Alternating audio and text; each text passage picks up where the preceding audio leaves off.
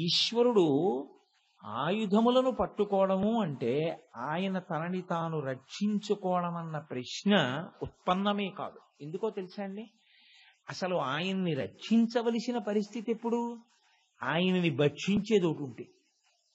ఈశ్వరుడి యొక్క సమగ్రత, ఈశ్వరుడి యొక్క గొప్పతనం సనాతన ధర్మంలో ఎలా చెప్తామంటే, ఆయన్ని చంపేసేవాడు, ఆయన్ని పొడి చేసేవాడు ఎవడో ఉండడు. అలా ఈశ్వరుడే చచ్చిపోవడం అన్నది సనాతన ధర్మంలో ఎక్కడా ఉండదు. ఆ సిద్ధాంతమే లేదు.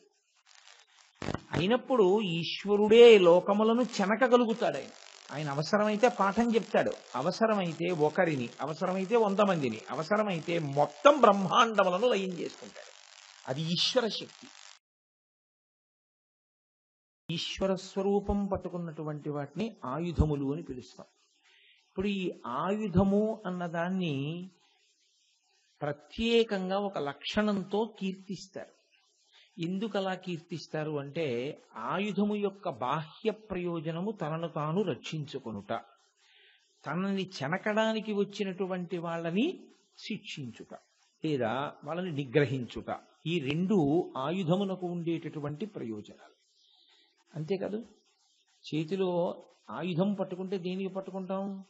మన మీదకి ఎవరైనా దండెత్తి వచ్చి మనని చెనకబోయారనుకోండి, వాళ్ళని దానితో శిక్షిస్తాం, మనని మనం రక్షించుకుంటాం. ఇక్కడే మీరు చాలా జాగ్రత్తగా పరిశీలించండి. ఈశ్వరుడికి ఆయుధం ఎందుకు? ఈశ్వరుడు కూడా ఆయుధం పట్టుకుంటే తనని చెనకేవాడు ఒకడు ఉన్నాడని గుర్తు. తనని చెనకేవాడు ఉంటే వాడిని ఆయన శిక్షించాలని గుర్తు. 3, తనని తాను రక్షించుకోవాలని గుర్తు. అప్పుడు ఆయన ఈశ్వర స్థాయిలో నిలబడ్డా? మీరు ఈశ్వర అన్న నామానికి ఏది వ్యాఖ్యానంగా చెప్తున్నారో అది ఇప్పుడు సరిపోతుందా మళ్ళీ వచ్చి ఆయుధాల గురించి ఇలా చెప్తే? మరి అటువంటప్పుడు పరమేశ్వరుడు ఏ రూపంతో నిలబడనివ్వండి, అసలు యథార్థమునకు ఈశ్వరుడికి రూపము లేదు. అజాయమానో బహుధా విజాయతే అంటోంది శృతి. అసలు ఆయనకి రూపమే లేదు, ఆయనకి నామము లేదు. సాక్షి చేతో కేవలో నిర్గుణశ్చ అంటోంది ఉపనిషత్తు. ఆయన కేవలము సాక్షి, ఆయన నిర్గుణుడు, నిరంజనుడు. ఆయనకి ఏ రూపము ఉండదు. ఏ రూపము లేనివాడు ఒక రూపమును తీసుకుంటున్నాడు. ఒక రూపమును తీసుకున్నప్పుడు ఆ రూపమునకు ఒక పేరు వస్తుంది. ఎందుకనంటే మాయా అన్న మాటకు అర్థం అదే. నామముంటే రూపం ఉంటుంది, రూపముంటే నామం ఉంటుంది. నామరూపములు 2 ఉంటేనే కదూ మాయ. అందులో విచిత్రం ఏమిటంటే, ఈశ్వరుడి దగ్గరికి వచ్చేటప్పటికి కూడా ఒక నామము ఉంటే ఓ రూపము, ఓ రూపం ఉంటే ఓ నామము. నేను భిక్షాటనమూర్తి అన్నాను అనుకోండి, మీకు వెంటనే త్రిపురాసుర సంహారం చేస్తున్న మూర్తి మీకు గుర్తురాడు. చేతిలో కపాలం పట్టుకుని భిక్షాటన చేస్తున్నటువంటి మూర్తి మీకు జ్ఞాపకానికి వస్తాడు. నేను శివస్వరూపము అన్నాను అనుకోండి, మంగళప్రదమైనటువంటి రూపంతో ఉన్నవాడు మీకు గుర్తొస్తాడు. నేను కాలకాలుడు అన్నాను అనుకోండి, ఉగ్రమైన రూపంతో ఉన్నవాడు మీకు జ్ఞాపకానికి వస్తాడు.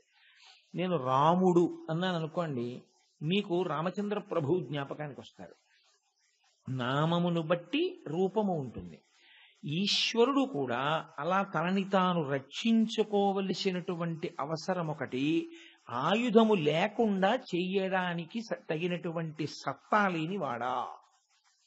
అసలు అది మొదటి ప్రశ్న. ఆయుధం ఆయనకి లేదనుకోండి, అప్పుడు ఆయన తనని తాను రక్షించుకోలేడా? 2, ఈశ్వరుడిదే కదా సృష్టి అంతా. సృష్టి అన్నది ఒకటి ఉంది. అద్వైతంలోని మాయావాదంలో సృష్టి అనబడేటటువంటిది కేవలము ఒక మాయ అన్న భావన కాసేపు అలా పక్కన పెట్టి మీరు చూస్తే, సృష్టి యందు ఈశ్వరుడే కదా వీటన్నిటినీ నిర్మాణం చేసినవాడు. మరి ఆయనే సృష్టించినప్పుడు తన మీద పడేవాడిని కూడా ఆయనే సృష్టించాడా? అప్పుడు వాడొచ్చి మీద పడతాడు కాబట్టి రక్షించుకోవడానికి ఆయుధాన్ని కూడా సృష్టించాడా? ఇప్పుడు తనని తాను రక్షించుకోవడానికి ఆ ఆయుధం లేకపోతే కుదరదని ఆయుధాన్ని చేత్తో పట్టుకున్నాడా? మరి ఎందుకు పట్టుకున్నట్టు? అందుకే దేవతామూర్తులు ముద్ర పట్టినా, దేవతామూర్తులు ఆయుధం పట్టినా దానికి ఏదో పెద్ద తత్వ విచారం ఉంటుంది. మీరు ఆ తత్వ విచారం చేస్తే మీరు మెట్లెక్కుతారు. ఆ తత్వ విచారం కుదరలేదనుకోండి, అది చెయ్యలేకపోయాం అనుకోండి, ఎప్పుడూ ఏ ఆలోచన ఉంటుందో తెలుసా అండి? ఈశ్వరుడు అది పట్టుకున్నాడు, ఆయనది పట్టుకున్నాడు అంటే ఆ అజ్ఞానం చిట్ట చివరికి ఎక్కడి వరకు వెళ్ళిపోతుందంటే ఈ ఈ అర్థం పర్థం లేనటువంటి ఈ ఆలోచన స్రవంతి ఎక్కడి వరకు వెడుతుందంటే ఫలానాది ఫలానా రూపమే పట్టుకోవాలి తప్ప ఇది మళ్ళీ ఇంకోళ్ళు పట్టుకోకూడదు. కాబట్టి ఇది పట్టుకుంటేనే వాడు అది అయి ఉంటాడు అని ఒక సిద్ధాంతాన్ని రూపకల్పన చేసే స్థితికి వెళ్ళిపోతుంది. అదే ఆయుధాన్ని బట్టి ఈశ్వరుడా, ఈశ్వరుణ్ణి బట్టి ఆయుధమా, లేకపోతే ఆయుధం లేక ఈశ్వరుడు ఉండలేడా? ఏది నిజం?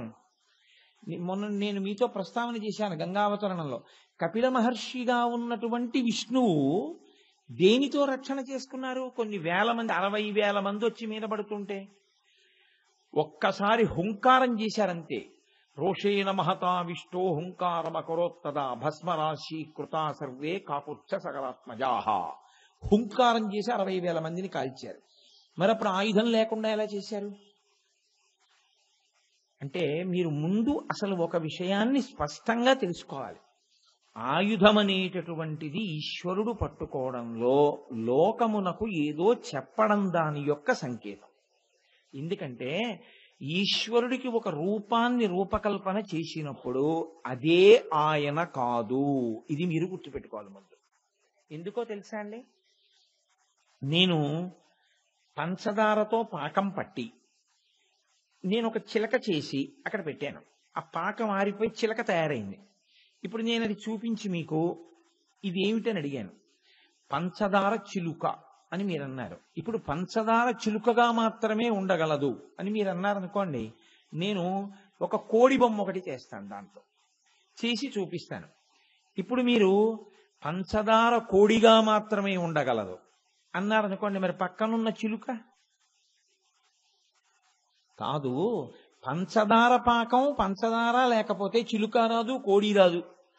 ఇవి అశాశ్వతం, అది శాశ్వతం అని మీరు అన్నారనుకోండి, అప్పుడు సత్యం కదండి. బంగారం లేని ఆభరణాలు లేవు, ఆభరణాలు లేకుండా బంగారం ఉంటుంది. ఈశ్వరుడు ఆయుధములను పట్టుకోవడము అంటే ఆయన తనని తాను రక్షించుకోవడం అన్న ప్రశ్న ఉత్పన్నమే కాదు. ఎందుకో తెలుసా అండి? అసలు ఆయన్ని రక్షించవలసిన పరిస్థితి ఎప్పుడు? ఆయనని భక్షించేది ఒకటి ఉంటే. ఈశ్వరుడి యొక్క సమగ్రత, ఈశ్వరుడి యొక్క గొప్పతనం సనాతన ధర్మంలో ఎలా చెప్తామంటే, ఆయన్ని చంపేసేవాడు, ఆయన్ని పొడి చేసేవాడు ఎవడు ఉండడు. అలా ఈశ్వరుడే చచ్చిపోవడం అన్నది సనాతన ధర్మంలో ఎక్కడా ఉండదు, ఆ సిద్ధాంతమే లేదు. అయినప్పుడు ఈశ్వరుడే లోకములను చెనకగలుగుతాడు. ఆయన అవసరమైతే పాఠం చెప్తాడు, అవసరమైతే ఒకరిని, అవసరమైతే 100 మందిని, అవసరమైతే మొత్తం బ్రహ్మాండములను లయం చేసుకుంటాడు. అది ఈశ్వర శక్తి. అయినప్పుడు ఇంకా ఆయన ఎవరిని చెనకడానికి ఆయనకు ఆయుధం కావాలి అంటే, మీరు ఒకటి బాగా జ్ఞాపకం పెట్టుకోవాలి.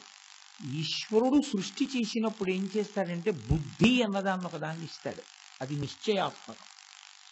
ఆ బుద్ధి చేత శాస్త్రమును గురువును ఆధారంగా చేసుకుని నీవు ఇలా ప్రవర్తించవచ్చు, నీవు ఇలా ఇటువంటి నడువడితో ఉండు, ఆయన ఒక నిర్ణయాన్ని చేసి ఉంచుతాడు. అదే ఆ వేదము ఎలా చెప్పిందో నువ్వు అలా ప్రవర్తిస్తావు అని ఈశ్వరుడు కోరి ఉంటాడు. ఇప్పుడు ఆ బుద్ధిని అన్యథా మీరు వాడడం మొదలుపెట్టారనుకోండి, అందుకే భక్తికి కావలసినటువంటి ఫలితం భక్తికి ఇస్తాడు. దుర్వినియోగం చేస్తే వచ్చేటటువంటి ఫలితం ఆ ఉపాధిని తీసేస్తాడు. మీరు చూడండి, చతుర్ముఖ బ్రహ్మగారి గురించి తపస్సు చేశాడు అనుకోండి హిరణ్యకశిపుడు. అయ్యి బాబోయ్, నేను అసలు కనపడనండి వీడికని బ్రహ్మగారు ఎప్పుడు అనరు. లేకపోతే ఆయన్ని మోసం చేసే ప్రయత్నం ఆయన ఏం చేయడు. ఆయన కూడా పరబ్రహ్మము యొక్క సృష్టి చేసేటటువంటి ఒక అంశ బ్రహ్మగారు. కాబట్టి ఇప్పుడు ఆయన ప్రత్యక్షం అవుతాడు, ఒక సాకార రూపంతో కనపడతాడు. నీకేం కావాలని అడుగుతాడు. నేను చచ్చిపోకూడదు, ఉపాధి పడిపోకూడదు అన్నాడు అంటే వాడికి లోపల ఒక కోరిక ఉంది, దీన్ని ఆధారం చేసుకుని సుఖములే పొందుదామని. అదే రాక్షసత్వం అంటే. కాదు, సత్యమేదో దానిలో నేను లయమైపోవాలన్నాడు అనుకోండి, వాడు జ్ఞాని, వాడు భక్తిని అడుగుతాడు, మోక్షాన్ని అడుగుతాడు. ఇది ఉంటే దివు దేవత, అది లేకపోతే రాక్షసత్వం. కాబట్టి ప్రమాదాన్ని శంకించిన బ్రహ్మగారు అంటారు, అలా కుదరదు. జాతస్య హి ధ్రువో మృత్యు, పుట్టడం ఎప్పుడు జరిగిందో అప్పుడు చచ్చిపోవడం కూడా ఉంటుంది. పడిపోవాలి శరీరం, అది ధర్మం. వేదంలో ఈశ్వర శాసనం, పడిపోతుంది శరీరం. అంటే ఆయన అంటాడు అలా కాదు, పోనీ ఫలానా ఫలానా వాళ్ళ చేతిలో నేను చనిపోకూడదు, అలా వరం ఇవ్వండి. ఒక పిడివాదం, నేను ఈశ్వరుణ్ణి మభ్యపెట్టగలను, ఇదే అర్థం లేనటువంటి ఆలోచన. ఆయన అంటాడు సరే అడుగు, ఎవరి చేతిలో చనిపోకుండా ఉంటావు? ఏదో ఆయన వెంటనే నేను గాలిలో చచ్చిపోకూడదు, కింద చచ్చిపోకూడదు, పైన చచ్చిపోకూడదు, ఇంట్లో చచ్చిపోకూడదు, బయట చచ్చిపోకూడదు, ప్రాణం ఉన్న దాంతో చచ్చిపోకూడదు, ప్రాణం లేని దాంతో చచ్చిపోకూడదు, మనిషి చేతిలో చనిపోకూడదు, మృగం చేతిలో చనిపోకూడదు, గాలిని అగ్నిని అని ఆ హిరణ్యకశిపుడు అడుగుతాడే వరాలు, అలా అడుగుతాడు. అడిగితే గాలిన్ కుంభిని అగ్ని అంబువుల ఆకాశస్థలిన్ దిక్కులన్ రేలన్ ఘస్రమలన్ తమ ప్రబల భూరిగ్రాహ వ్యాళాదిత్య నరాది జంతు కలహ వ్యాప్తిన్ సమస్త్రాస్త్ర శస్త్రాళిన్ మృత్యువు లేని జీవనము లోకాదీశ ఇప్పించవే అంటాడు. చేశాడు కదండి తపస్సు, అందుకని ఈశ్వరుడు కాదనడు, తథాస్తు. ఇప్పుడు ఈ జీవనాన్ని ధర్మానికి ఉపయోగించాడు అనుకోండి, ఈశ్వరుడు ఏం చేస్తాడంటే శాశ్వతత్వం ఇస్తాడు. నీవు చిరంజీవి వగుదువుగాక ఇచ్చారా లేదా విభీషణుడికి? రామచంద్రమూర్తి ఇచ్చారు విభీషణుడికి చిరంజీవిత్వాన్ని. ధర్మమును పట్టుకుంటే చిరంజీవిత్వం వస్తుంది. అధర్మాన్ని పట్టుకున్నాడు అనుకోండి, ధర్మం అంటే ఈశ్వరుడు ఏది చెప్పాడో ఎలా బతకమన్నాడో అలా బతికితే ధర్మం. అలా కాకుండా స్వప్రయోజనానికి బ్రతికితే, దీని సుఖశాంతుల కొరకే బ్రతికితే, దానికోసం దారి తప్పితే అధర్మం. ఈశ్వర శాసనాతిక్రమణం చేయడమే అధర్మం. కాబట్టి ఇప్పుడు అధర్మంలో ఉన్నాడు. వరం ఇచ్చిన వాడికి తెలియదంటే దానికి మినహాయింపుగా రావడం. కాబట్టి ఇప్పుడు ఆయన మనిషిగాడు, మృగం కాదు, ఇంట్లో కాదు, బయట కాదు, గడప మీద, పైన కాదు, కింద కాదు, తొడల మీద, ప్రాణం ఉన్నది కాదు, ప్రాణం లేనిది కాదు, గోళ్ళు, మనిషి కాదు, మృగం కాదు, నరసింహావతారం. ఇన్నిటికీ మినహాయింపు తెచ్చి హిరణ్యకశిపుణ్ణి చంపేస్తాడు. మీరు తత్వాన్ని పరిశీలనం చేస్తే వచ్చేటటువంటి జవాబు అంతే. కాబట్టి ఈశ్వరుడు సంహార ప్రక్రియ, అంటే సంహార ప్రక్రియ కూడా దయతో కూడినదే అని మీరు గమనించవలసి ఉంటుంది. ఎప్పుడూ కూడా ఈశ్వరుడు చంపేశాడు అన్నారు అనుకోండి, ఒక అవతారాన్ని స్వీకరించి ఎవరినో చంపేశాడు ఈశ్వరుడు. రామచంద్రమూర్తి చంపినంత మంది, రామచంద్రమూర్తి ఎన్ని లక్షల మందిని చంపాడో అంతమందిని చంపినటువంటి అవతారం ఇంకొకటి లేదు అసలు. అంతమందిని చంపేశాడు. 14,000 మందిని కేవలం 1 గంట చిల్లర నిమిషాల్లో చంపేశాడు ఆయన. అసలు రామరావణ యుద్ధంలో లెక్కే లేదు, అంతకుముందు అరణ్యవాసంలో లెక్కే లేదు, ఎన్ని లక్షల మందిని తెగటార్చాడో. కానీ మీరు ఒకటి జ్ఞాపకం పెట్టుకోండి, రామచంద్రమూర్తి లేనటువంటి ఇల్లు, రామచంద్రమూర్తికి గుడి లేని ఊరు లోకంలో ఉంటాయా? రాముడి గుడిని, రాముణ్ణి చూసి భయపడేవాళ్ళెవరు? ఆయన చేతిలో చనిపోవలసినటువంటి ప్రవర్తన ఉన్నవాళ్ళు. రాముడున్నాడు మనకేమిటనే వాళ్ళెవరు? రాముడు చెప్పినట్టు వినేవాళ్ళు. ఊరూరా రాముడి గుడి ఉంటుంది.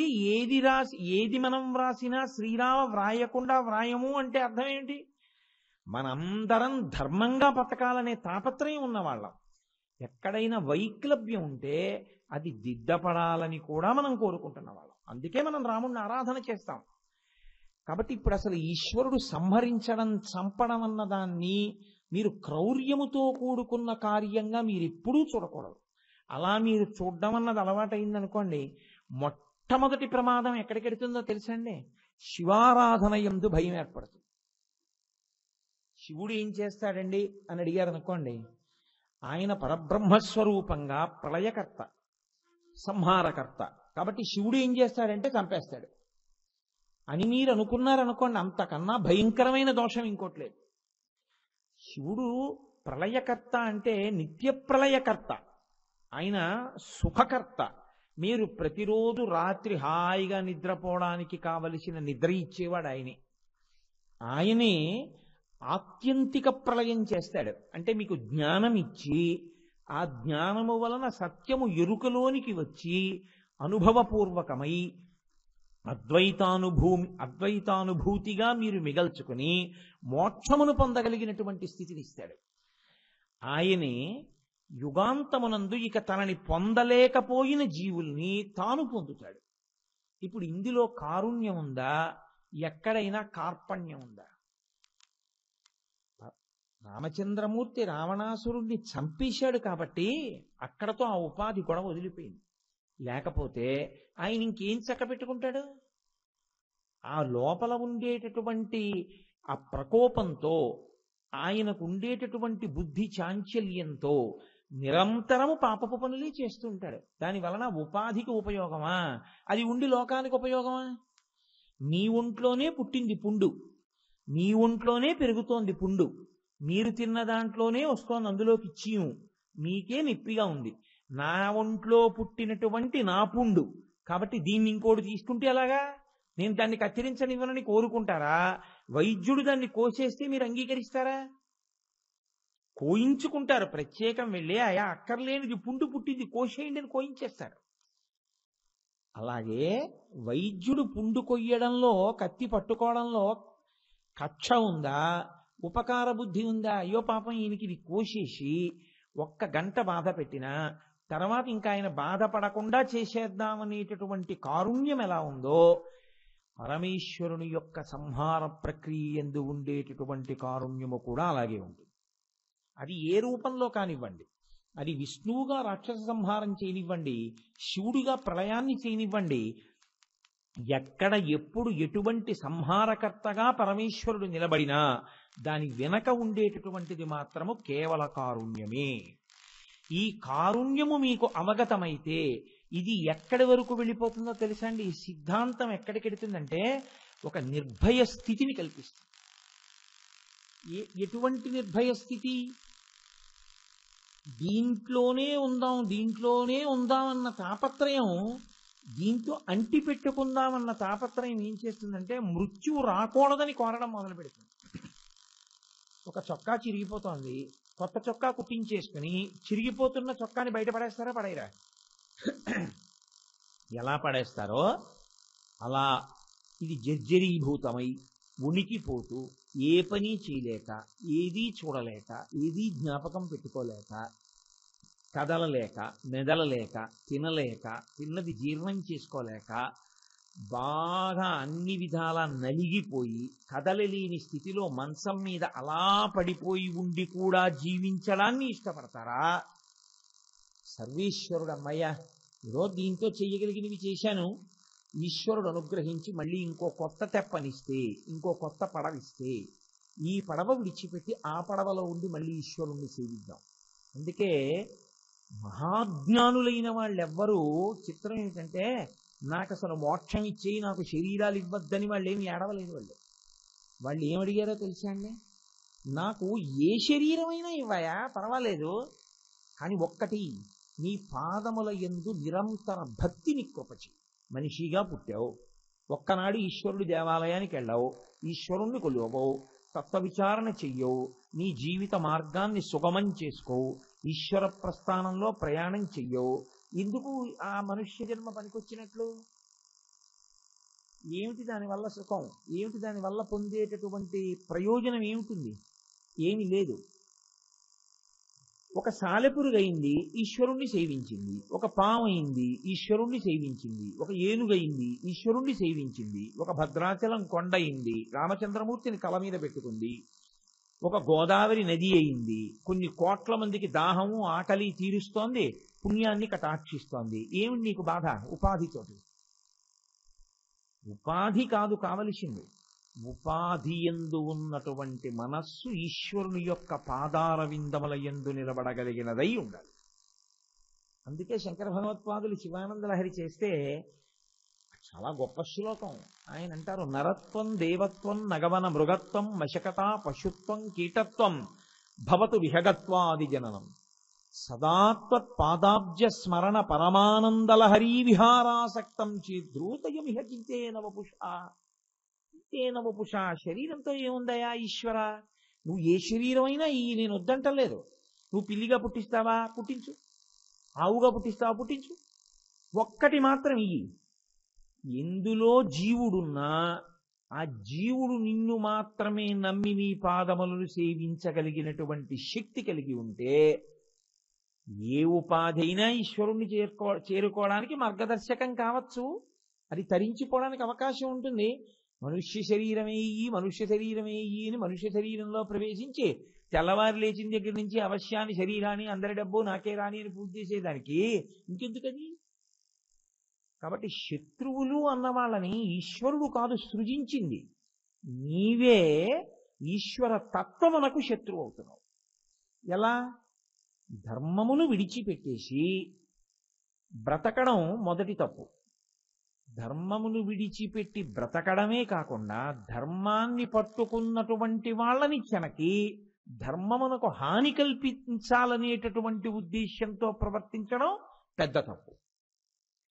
వ్యక్తి స్థాయిలో నువ్వు ధర్మాన్ని విడిచిపెట్టుకున్నావు, నువ్వు ఈశ్వరుడు చెప్పినట్టు జీవించవు, నువ్వే పాడైపోతావు అంతే. నీ జీవుడు పాడవుతాడు.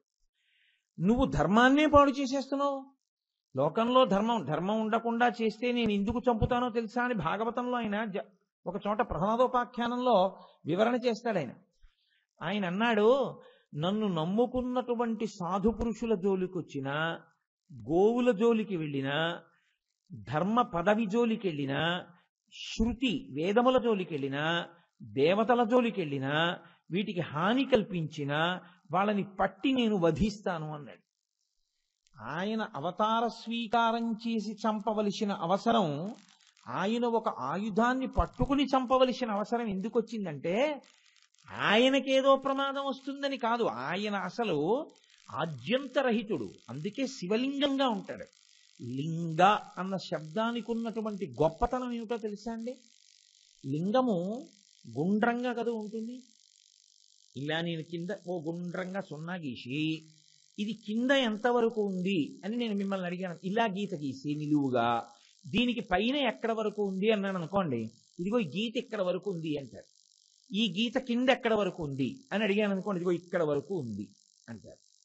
నేను ఇలా శివలింగంలా ఇలా గుండ్రంగా ఇలా అని దీనికి కింద ఎక్కడ వరకు ఉంది అని అడిగాను అనుకోండి, ఎలా చెప్తారు?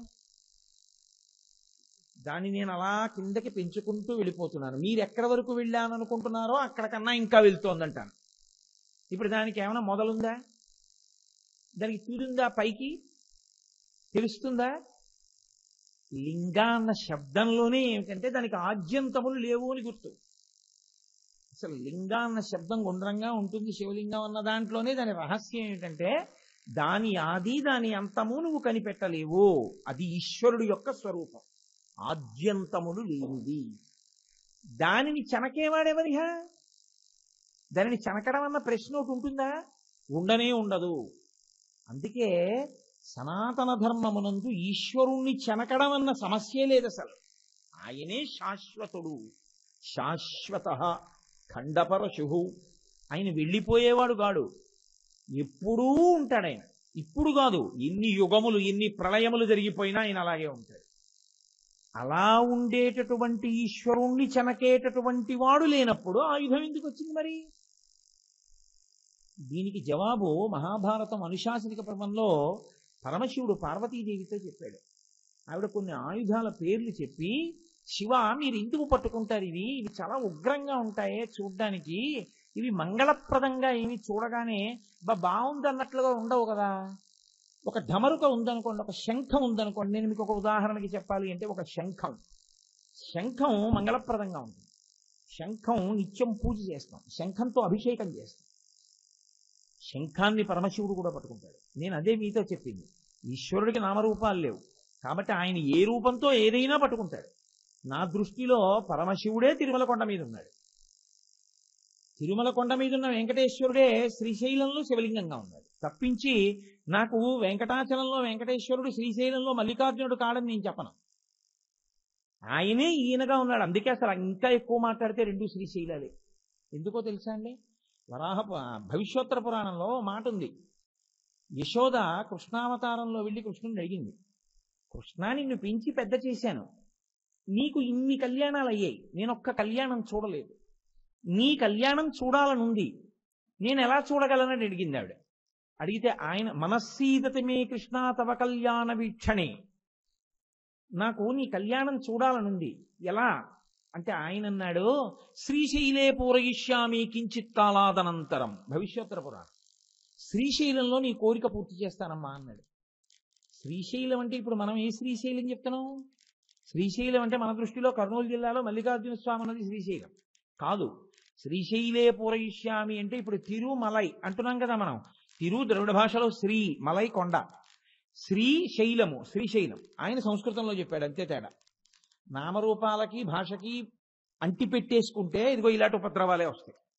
కాబట్టి శ్రీశైలే పూరయిష్యామి కించిత్ కాలాద్ అనంతరం, నీ కోరిక తిరుమల కొండ మీద తీరుతుంది. కాబట్టి పద్మావతి కళ్యాణంలో యశోదకిచ్చిన మాట పూర్తి చేయడం కోసమే యుగమైపోయినా ఆయన గుర్తు పెట్టుకుని యశోదమ్మని బకుళమాతగా తీసుకొచ్చి బకుళమాత ఆధ్వర్యంలో పద్మావతి శ్రీనివాసుల కళ్యాణం చేయించుకుని లోకానికంతటికీ కలియుగంలో నేను ఓ పాఠం చెప్పాలి. వృద్ధాశ్రమాలు ఎక్కువైపోతాయి, అమ్మని నాన్నని చూసేవాడు ఉండడని, అమ్మని చూడడం, అమ్మ చేతి అన్నం తినడమే ఐశ్వర్యములలోకెల్లా ఐశ్వర్యం అని చెప్పడానికే మా ఇంట్లో మా అమ్మగారు ఉంటున్నారండి కాదు, మా నాన్నగారింట్లో మా అమ్మగారింట్లో నేను ఉంటున్నాను, నేను మా అమ్మగారికి అన్నం పెడుతున్నాను కాదు, మా అమ్మగారి చేతి అన్నం నీ తింటున్నానంటాం నేర్చుకోరా అని చెప్పడానికే బకుళమాత ఇప్పటికీ వంటశాలలోకి చూస్తుంటుంది వెంకటాచలంలో. ఆయనే రాత్రి వేళ వెళ్ళి లక్ష్మితో సహా వెళ్ళి ఆవిడ కాళ్ళు పట్టి పడుకుంటాడు. అసలు నన్ను అడిగితే వెంకటాచలంలో వెంకటేశ్వరుడి పాదములు పట్టుకుంటే కోరిక తీరుతుందా, పద్మావతి అమ్మవారి కాళ్ళు పట్టుకుంటే కోరిక తీరుతుందా అంటే నేనంటాను బకుళమాత కాళ్ళు పట్టుకుంటే బాగా తీరుతుందంట. ఎందుకో తెలుసా అండి? అమ్మ మాట కాదండి ఆయన, ఆవిడ కోసం అవతారమే ఇచ్చాడు. ఏరా కాకినాడ నుంచి కోటేశ్వరరావు అన్ని మాటలు తిరుగుతున్నాడు, వాడిని ఏదో పాపం చూడరా, వాడికి వేం చాలా ఎక్కువ పాపం ఉంది వాడికి, ఆ పాపాన్ని తీయరా. సరేలేమ్మా నువ్వు చెప్తున్నావు కదా, తప్పకుండా దగ్ధం చేసేస్తాను ఆ పాపాన్ని అంటే. కాబట్టి అమ్మ మాట ఎంత గౌరవించాలో, అమ్మని ఎంత నెత్తి మీద పెట్టుకోవాలో, అమ్మా నాన్నగారింట్లో తానెలా ఉండాలో, అమ్మని మా ఇంట్లో ఉంచుకుంటున్నానని ఎందుకు అనకూడదు. అసలు లోకానికి మొదట పాఠం నేర్పినటువంటి అవతారం వెంకటేశ్వర అవతారం. కాబట్టి ఇక్కడ శ్రీశైలం కరచరణాదులతో ఉంది, కింద శ్రీశైలం అంటే తిరుమల. అక్కడ కరచరణాదులతో ఉన్న మూర్తిని ఉపాసన చెయ్యడం మొదలుపెట్టి ఉపాసనలో మెట్లెక్కడం మీరు నేర్చుకుంటే కరచరణాదులు లేని అరూపరూపిని ఉపాసన చేయడం వస్తుంది, పైకెడితే శ్రీశైలం వస్తుంది. అందుకే శంకరాచార్యులు వారు యోగతారావళి చేస్తే శ్రీశైల శృంగపు హరేషు కదోపలప్స్యే గాత్రం యదాహమలతా పరివేశయంతి కర్ణే యదాహ విరచయంతి ఖగాశ్చ నీడాస్ అంటారు. శ్రీశైలంలో ఉన్నటువంటి గుహలో నా మనస్సు ఎప్పుడు లయమైపోతుందో అంటారు. శ్రీశైలంలో తొందరగా మనోలయం అవుతుంది అని. అసలు శంకరాచార్యుల వారు క్షేత్రాల పేర్లు ఎత్తరు శ్లోకాల్లో. అటువంటి శంకరాచార్యుల వారు శివానంద లహరిలో సంధ్యారంభ విజృంభితం శృతిశిరస్థానాంతరాధిష్ఠితం సప్రేమ భ్రమరాభిరామమసకృత్సద్వాసనాశోభితం భోగీంద్రాభరణం సమస్త సుమన పూజ్యం గుణావిష్కృతం సేవే శ్రీగిరి మల్లికార్జున మహాలింగం శివాలింగితం అంటూ ఆయన సంధ్య ఖచ్చితంగా 50 శ్లోకాలు దాటగానే 100లో సంధ్య మధ్యలోకి వచ్చింది కాబట్టి ఆయన సంధ్యారంభ విజృంభితం అంటూ పుస్తకం మధ్యలో 51వ శ్లోకం దగ్గరికి వస్తోంది కాబట్టి సంధ్య కాదు, 2 ఊపిరిల మధ్యలో సంధ్య. అసలు ఈ శివుడు ఎక్కడుంటాడో తెలుసా అండి? ఇక్కడే ఉన్న శివుడు 2 వాక్కుల మధ్యలో 2 ఊపిరుల మధ్యలో ఉంటాడు ఆయన.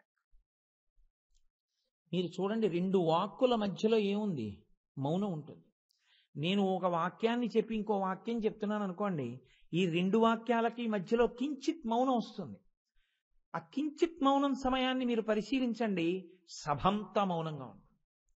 కానీ అది శబ్దంగానే మీకు కలిసిపోతుంది. ఎందుకంటే ఆ వాక్కుల యొక్క ఉరిపిడికి, ఆ వేగానికి మీరు దాన్ని వాక్కుగా స్వీకరిస్తారు. కానీ 2 వాక్కుల మధ్య మౌనం సంధ్య, 2 ఊపిరుల మధ్య మౌనం సంధ్య, రాత్రికి పగటికి మధ్యలో సంధ్య, పుస్తకం మధ్యలో సంధ్య 50 శ్లోకాలు దాటిన తర్వాత. అందుకని ఆ సంధ్య శివుడు.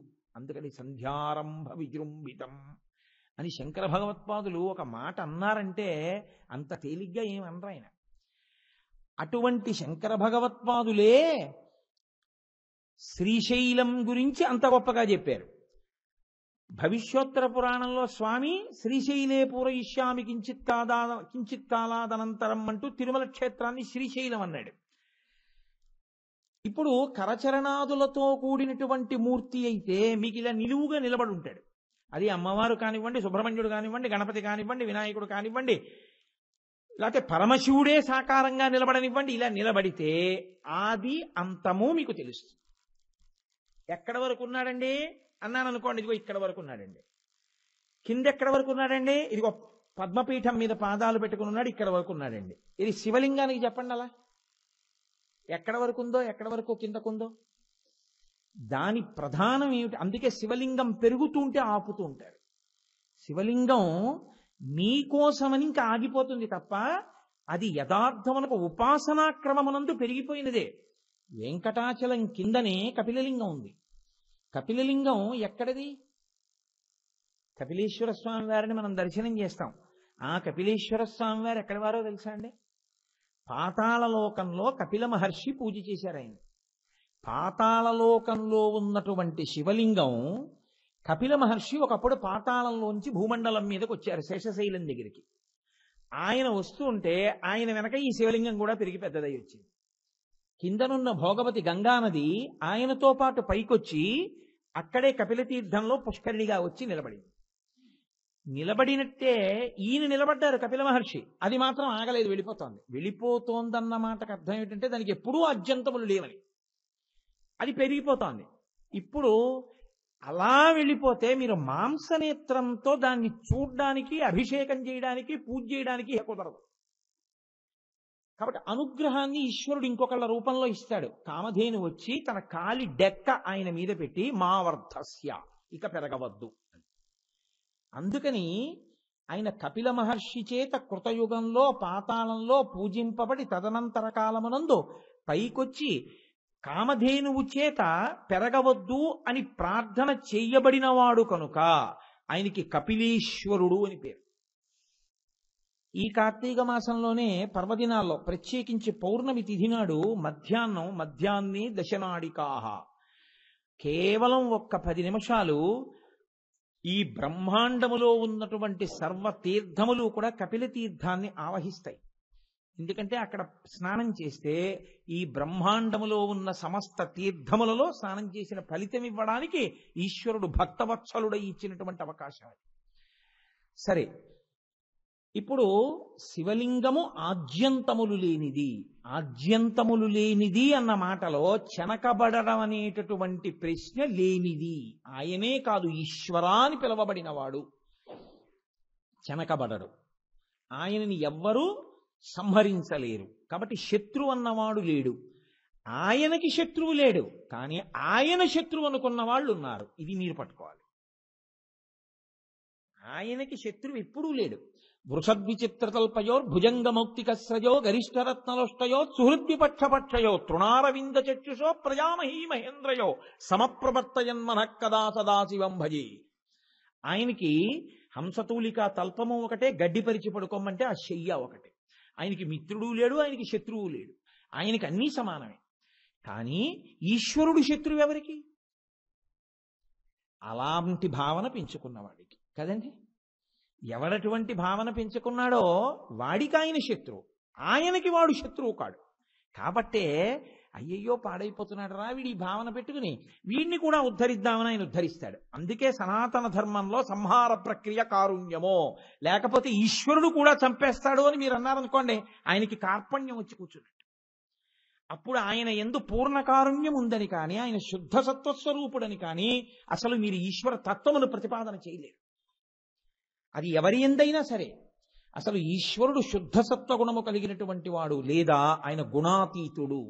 ఆయనకు అసలు శత్రుమిత్ర పరిజ్ఞానమే లేదు, ఆయనకు అందరూ సమానమే అన్న మాట మీరు చెప్పడం కుదరనే కుదరదు. రామచంద్రమూర్తి రావణాసురుడి మీద కోపం పెట్టుకుని చంపేశాడు అని మీరు రామాయణం చెప్పారనుకోండి, అంతకన్నా అన్యాయమైన మాట ఇంకోట్లేదు. ధర్మం కోసం చంపేశాను అని ఆయనే కబురు చేశాడు సీతమ్మ తల్లికి. ఆయనకి ఏం కావాలంటే ఎప్పుడూ ధర్మమే. ఈశ్వరుడు ఎక్కడున్నా ధర్మమును మాత్రమే అడుగుతాడు. నువ్వు ధర్మంగా ఉన్నావా, నీ వెంట ఉంటాడు. నువ్వు ఆయన పట్ల శత్రుత్వం వహించడం అంటే వేదం మీద ధర్మం మీద నువ్వు శత్రుత్వాన్ని పెంచుకోవడం. నువ్వు లోకాన్నంతటినీ పాడి చేస్తే ఆయన ఏం చెయ్యాలి? ధర్మాన్ని లోకాన్ని రక్షించడం కోసం, మిగిలిన వాళ్ళు పాడైపోకుండా ఉండడం కోసం వీడిని చంపేయవలసి ఉంటుంది కదండి. అంటే మీ ఒంట్లో పుట్టినటువంటి కురుపునే డాక్టర్ గారు కోసి తీసేసినట్టు. కాబట్టి మొదట మీరు అంగీకరించవలసిన సత్యం ఏమిటంటే ఈశ్వరుడికి శత్రువు లేడు. ఈశ్వరుడి యందు శత్రుభావన పెట్టుకున్నా ఈశ్వరుణ్ణి చంపగలిగిన వాడు లేడు. ఆయన చేతిలో మడిసిపోవలసిన వాడే తప్ప. కాబట్టి అసలు ఆయుధం అన్నది సంహార ప్రక్రియ కొరకు కాదు. ఆయన హుంకారంతో చంపగలడు. ఆయన సృజించి ఎలా కావాలంటే అలా దాన్ని పట్టుకుని ఆయన చంపేయగలడు. హనుమ రామాయణంలో ఒక మాట అంటారు, అర్ధయిత్వా పురీం లంకాం అభివజ్యత మైథిలీం సమృద్ధార్థో గమిష్యాం విశతాం సర్వరక్షసాం అంటూ శిలాభిస్తు ప్రహరత పాదపైశ్చ సహస్రశ అర్ధయిత్వా పురీం లంకాం. నాకు ఆయుధాలు అక్కర్లేదు. నేను రాళ్లతో కొట్టేస్తాను, పాదాలతో తొక్కేస్తాను, మోకాళ్లతో పొడి చేస్తాను, మోచేతులతో పొడి చేస్తాను, అరిచేతులతో మర్దిస్తానంటారు. అలాగే చంపేశారు కూడా. తలీనాభ్యహనత్కాంశ్చి పాదైకాంశ్చి పరంతప ముష్టినాభ్యహనత్కాంశ్చి నఖైకాంశ్చి దదారయత్ అంటారు మహర్షి సుందరకాండలో. ఏది నాకు అక్కర్లేదన్నారో ఆయన అలాగే ఆయుధం పట్టకుండా చంపేశారు సుందరకాండలో. కొన్ని లక్షల మంది రాక్షసులు. హతైర్నాగైశ్చ తురగైర్ భగ్నోక్షైశ్చ మహోరథై అతైశ్చ రాక్షసై ధూమి రుద్ధమార్గా సమంతత అన్నారు మహర్షి చోట. నిత్తుటి ఏర్లు కట్టింది. కాబట్టి ఈశ్వరుడు సంహార ప్రక్రియ కొరకు మాత్రమే ఆయుధము పట్టుకోవలసిన అవసరము లేనివాడు. లేకపోతే ఏమవుతుందో తెలుసా అండి, మీకు ఈశ్వరుడు ఆయుధాలు పట్టుకుంటాడు, శంఖం పట్టుకుంటాడు, చక్రం పట్టుకుంటాడు, ఎందుకు పట్టుకుంటాడో అవగాహన లేదు, ఉత్తినే అలా చెప్పడమే అవుతుందంతే. ఆ తత్వ పరిశీలనమే జన్మ ప్రయోజనమును పండిస్తుంది. మరైతే ఎందుకు పట్టుకోవాలి? అనుశాసనిక పర్వంలో పార్వతీదేవి ఈ ప్రశ్న అడిగింది పరమశివుణ్ణి. ఎప్పుడూ మీరు ఒకటి గుర్తుపెట్టుకోవాలి, లోకమునకు తెలియవలసిన విషయాన్ని పార్వతీదేవే అడుగుతుంది శంకరుడు. ఆయన పార్వతీదేవికే చెప్తాడు. ఎందుకు చెప్తాడో తెలుసా అండి? ఒక్కటే కారణం. అసలు ముందు ధర్మం ఏమిటంటే ఇంట్లో భార్యకి తెలియంది ఊళ్ళోకి చెప్పకూడదు. కాబట్టి ఇంట్లో యజమానో పని చేస్తున్నాడంటే భార్యను సంప్రదిస్తాడు, ఆవిడ అడుగుతాడు. 2, ఆవిడ జీవులందరినీ ఉద్ధరించడం కోసం కారుణ్య స్వరూపిణి కనుక ఆమె ఎరుపు రంగే అసలు రాగము, బిడ్డల పట్ల ఉన్నటువంటి ప్రేమ, ఆవిడ యొక్క ప్రేమయే ఆవిడ యొక్క అందము. మీకు నేను చాలా మార్లు ఇక్కడ కూడా చెప్పాను ఉపన్యాసంలో, భగవంతుని యొక్క అందము అంటే భగవంతుని యొక్క ప్రేమయే. అందుకే నాన్నగారికి అమ్మకి అందం ఏమిటో తెలుసా అండి? రూపము కాదు. నాన్నగారికి అమ్మకి అందం నాన్నగారి ప్రేమ, అమ్మగారి ప్రేమే నాన్నకి అమ్మకి అందం. మా నాన్నగారిని ఎందుకు ప్రేమిస్తాడు? అందంగా ఉన్నారని ప్రేమిస్తారేటే?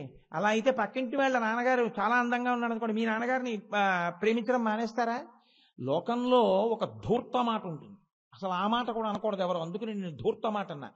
నా భార్య కన్నా వారి భార్య బాగుంది అన్నాడు అనుకోండి, అంతకన్నా నీచమైన మాట ఇంకోటి లేదు. ఆ మాట నోటి వెంట రాకూడదు.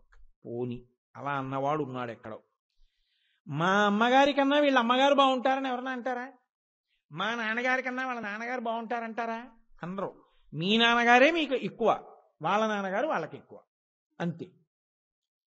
నేను యథార్థ సంఘటన ఒకటి చూశానండి. ఒకప్పుడు నేను అన్నవరం నుంచి తిరిగి వస్తున్నాను పాదయాత్రలో. ఆ పాదయాత్ర వెడుతున్నాను. రోడ్డు పక్కన కూలి పని చేసుకునేటటువంటి ఒక ఆవిడ, నల్లగా ఉంది ఆవిడ, పాపం కాయ కష్టం చేసి ఊయల రోడ్డు పక్కన చెట్టు కట్టి అందులో పసిపిల్లాన్ని పడుకోబెట్టింది ఆవిడ. నేను అనుకోవడం ఆవిడికి ప్రసవమై గట్టిగా ఓ 15 రోజులు కూడా అయిందో లేదో, కానీ రెక్కాడితే కానీ డొక్కాడని స్థితి. ఆవిడ రోడ్డు మీద కూలిగా పనిచేస్తోంది. ఆవిడ గబగబా వచ్చి ఆ పిల్లాడు ఏడుస్తుంటే ఆ చెట్టు కింద కూర్చుని పాలిస్తోంది. నేను నడిచి నడిచి నడిచి నడిచి బడలిపోయి నేను కూర్చున్నాను. ఆవిడ గబగబా వచ్చి ఆ పిల్లాడిని తీసుకుని పాలిస్తోంది.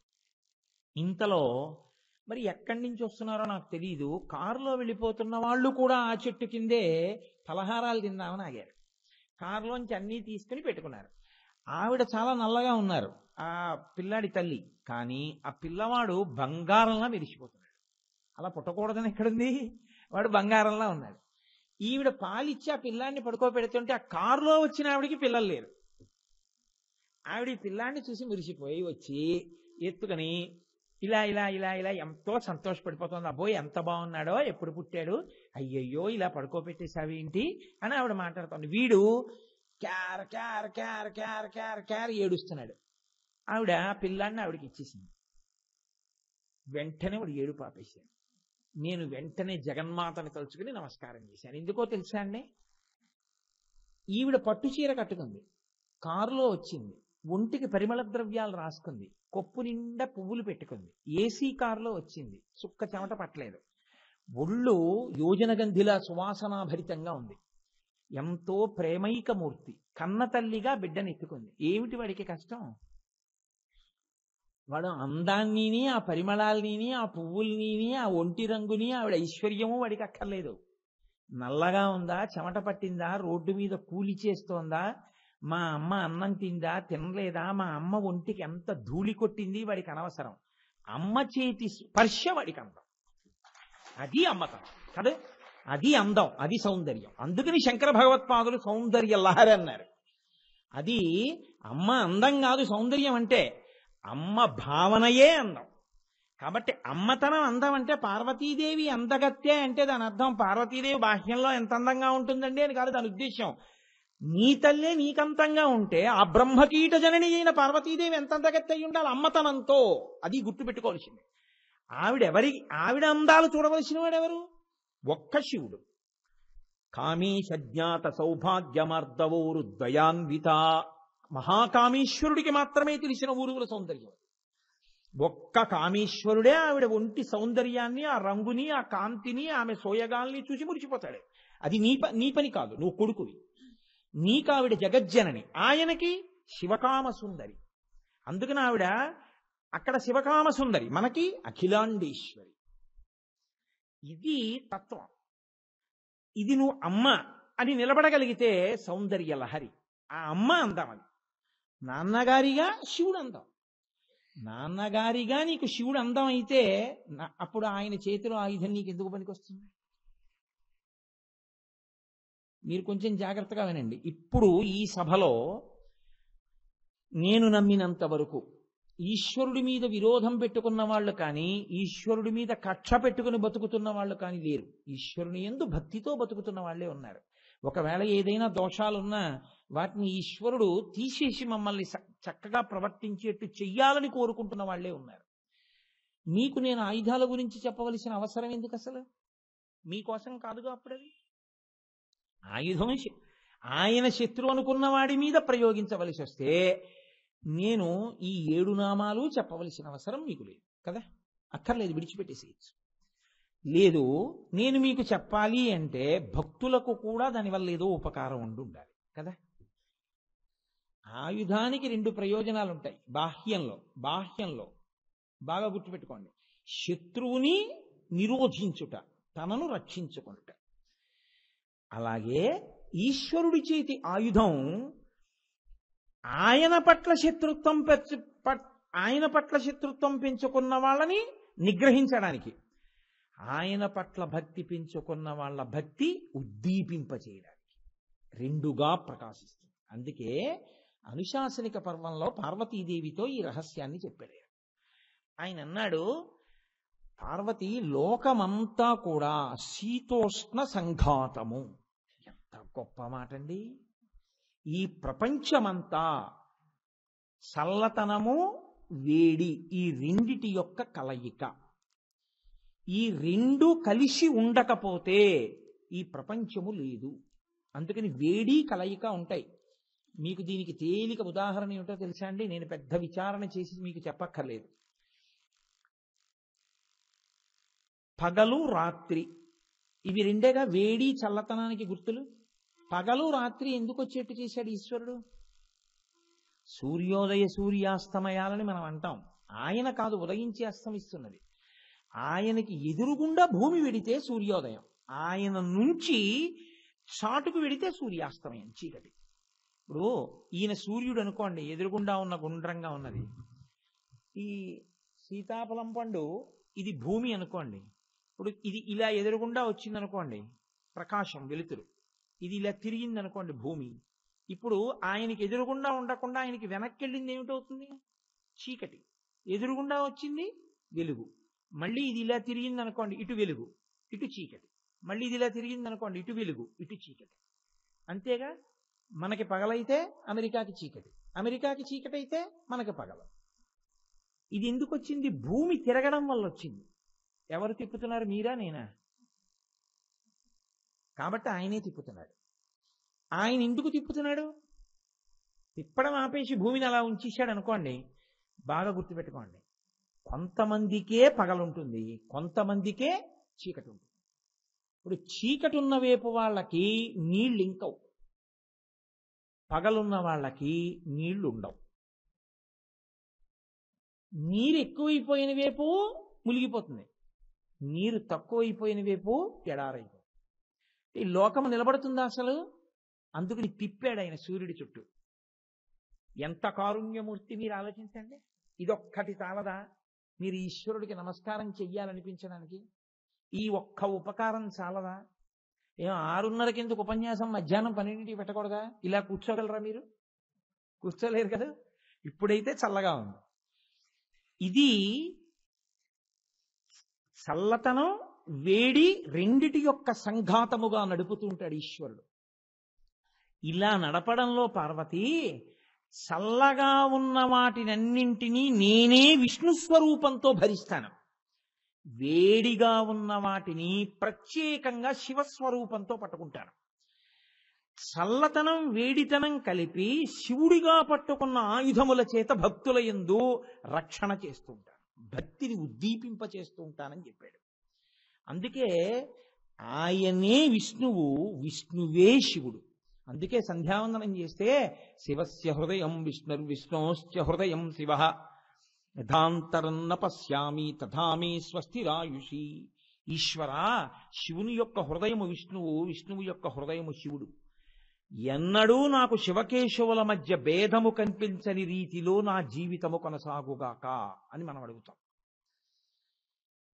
ఇప్పుడు శివుడి చేతిలో ఉండేటటువంటి ఆయుధాలన్నీ వేడికి సంబంధించినవి. అందుకే పైకి చూడ్డానికి ఎలా ఉంటుందంటే ఈ లోకములన్నింటినీ మహాప్రళయములో తనలోకి తీసుకోవాలి కాబట్టి కించిత్ రౌద్రముగా ఉన్న వాటిలా కనపడతాయి పైకి. త్రిశూలమును చూసినా మీరు, దాని పేరే శూలము, త్రిశూలము. ఒక శంఖానికి పూజ ఉన్నట్టు ఒక త్రిశూలానికి పూజ ఉండదు లోకం కదండి. ఒక గండ్రగొడ్డలి మీకు ఒక తులసిమాలకో లేకపోతే ఆ చేత్తో పట్టుకునేటటువంటి ఒక కమండలానికో ఉన్నంతగా పూజనీయత ఒక గండ్రగొడ్డల్ని తీసుకొచ్చి అక్కడ పెట్టి పూజ చేయరు. కానీ పరమశివుడు పట్టుకునేవి పైకి వేడిగా ఉండేటట్టుగా, వేడిగా ఉండడం అంటే నిజంగా భౌతికంగా వేడిగా ఉండడం కాదు, మీరు చూడ్డానికి అమ్మో అవి మాకెందుకండి బాబు, మేమేం పట్టుకుంటాం, మేమేం చేస్తాం వాటితోటి, మాకెందుకు అనేట్టు ఉంటాయి. నేను మీకు ఓ చిన్న వెంకటేశ్వర స్వామి వారి మూర్తిని ఇచ్చి పూజ చేసుకోండి అన్నాను అనుకోండి, మీరు తీసుకెడతారు. నేను ఇంత త్రిశూలాన్ని ఇచ్చి మీకు పెట్టుకోండి అన్నాను అనుకోండి, మీరు రేపు పొద్దున్నే మా ఇంటికి వచ్చి ఏమంటే త్రిశూలం ఇంట్లో పెట్టుకుంటే దాన్ని పూజ ఎలా చేయాలో ఏమిటో అంటున్నారు, ఇంట్లో ఉంచుకోనండి ఏమైనా గుళ్ళో వదిలేనండి అంటారు. చాలా మంది శివాలయాల్లో మీరు వెళ్ళి చూస్తే ఏ గుళ్ళో చూసినా ఇలాంటి పిచ్చి పిచ్చి భయాలతో తీసుకొచ్చి వదిలేసినవి ఎన్నో కనపడుతుంటాయి మీకు గుళ్ళల్లో. ఎందుకని? అది మీకు on the face of it అంటారు ఇంగ్లీష్లో. తీసుకొచ్చి వెంటనే పెట్టుకోవలసినటువంటి దానిగా కనపడదు, కానీ మీరు తత్వ విచారణం చేస్తే దాని శక్తి ఏమిటో బయటకు వస్తుంది. ఎందుకు మిమ్మల్ని ఉద్ధరిస్తుందో మీకు అర్థమవుతుంది. అందుకు కాదు శివాష్టోత్తరంలో ఆయుధాల గురించి వినవలసి వచ్చింది. లేకపోతే ఆయుధాల గురించి వినడం ఎందుకండి? శత్రువులు కానప్పుడు, మీ ఎందు అధర్మ భావన లేనప్పుడు, ఈశ్వరుణ్ణి శత్రువుగా భావించినప్పుడు మీకెందుకు ఆ ఆయుధాల గురించి? కాదు, ఇప్పుడు మీరు అసలు ఆయుధము అన్న దాని యొక్క కోణాన్ని మీరు తెలుసుకోగలిగారు అని నాకు ఒక నిశ్చయాత్మకమైన భావన. మొదటి ఇది ఆయన పట్టుకున్నారు అని శివాష్టోత్తరంలో ప్రస్తావన చేసింది ఏది? శూలపాణి అంటే ఆయన శూలమును పట్టుకున్నారు. శూలము త్రిశూలమే. త్రిశూలము ఎలా ఉంటుంది తెలియని వాళ్ళు ఎవరు ఉండరు లోకంలో. త్రిశూలం ఎలా ఉంటుంది అంటే 3 కొనలతో 3గా ఉండి ఒకటి ఆధారముగా ఉంటుంది కాబట్టి దానికి త్రిశూలం అని పేరు. ఆయన పైన ఉన్న 3 పట్టు కూర్చోడిలాగా ఇలా మధ్యలో ఉన్నటువంటి కర్ర లాంటి దాన్ని పట్టుకుంటాడు. దీనికి ఇక్కడ ఒక కొన, ఇక్కడ ఒక కొన, ఇక్కడ ఒక కొన, మధ్యలో కొన బాగా పైకి ఉంటుంది, అటు ఇటు ఉండేటటువంటి కొనలు చిన్నవిగా ఉంటాయి. దానికి ఆధారము ఒకటి ఉంటుంది. 3 కొనలకి ఆధారము మాత్రం ఒకటే, అందులోంచి 3 కొనలు వచ్చాయి. మీరు బాగా పట్టుకోవాలి. త్రిశూలమునకు 3 చేసి అతికించారనకూడదు. ఇదే పైకి వచ్చేటప్పటికి ఇలా ఇలా ఇలా అయింది. ఈ 3 కలిసిపోయి కిందకు వచ్చేస్తే శివుడి చేతిలో ఉంటే గుండ్రంగా ఉంటుంది, 3గా ఉండదు. శివుడి చేతిలో ఉంటే ఒక్కటి, పైకొచ్చి చూస్తే 3. అది త్రిశూలం కదండి. ఏమిటి త్రిశూలం అని అడిగారు. భక్తులకు ఎలా పనికొస్తుంది? ఇది ఎంత చమత్కారంగా ఉంటుందో తెలుసా అండి. ఆయుధం పనికి రావడం అంటే ఏమిటండి, అదేమిటండి అని మీరు అనుకోవచ్చు. నేను మీకు ఒక మాట చెప్తే అసలు బాగా పట్టుకునే ప్రయత్నం చేస్తారు మీరు. కామము మీకు మంచిదా అని నేను అడిగాను అనుకోండి, వెంటనే ఏమంటారు? మీకు కామం ఉండాలని కోరుకుంటున్నారా అని అడిగితే అబ్బో వద్దండి. నేనంటాను, ఈశ్వరుణ్ణి పొందాలన్న కామము మీకు ఉండాలని కోరుకుంటున్నారా? తప్పకుండా ఉండాలనుకుంటున్నాం. ఇప్పుడు కామము దోషమా? ఈశ్వరుణ్ణి పొందాలన్న కోరిక తప్ప. మీకు కోపం ఉండాలని కోరుకుంటున్నారా అని నేను అడిగాను అనుకోండి, మాకొద్దు అంటారు మీ అందరూ. కోపం మీద కోపం ఉంటే ఏమి, నాకు ఈ దిక్కుమాలిన కోపం, ఈ కోపం పోదా నాకని కోపం. ఇప్పుడు ఆ కోపం మంచి కోపమేనా? మంచి కోపమే. పాశము కడుతుంది. అమ్మవారి చేతిలో పాశం మిమ్మల్ని భక్తితో కడుతుంది.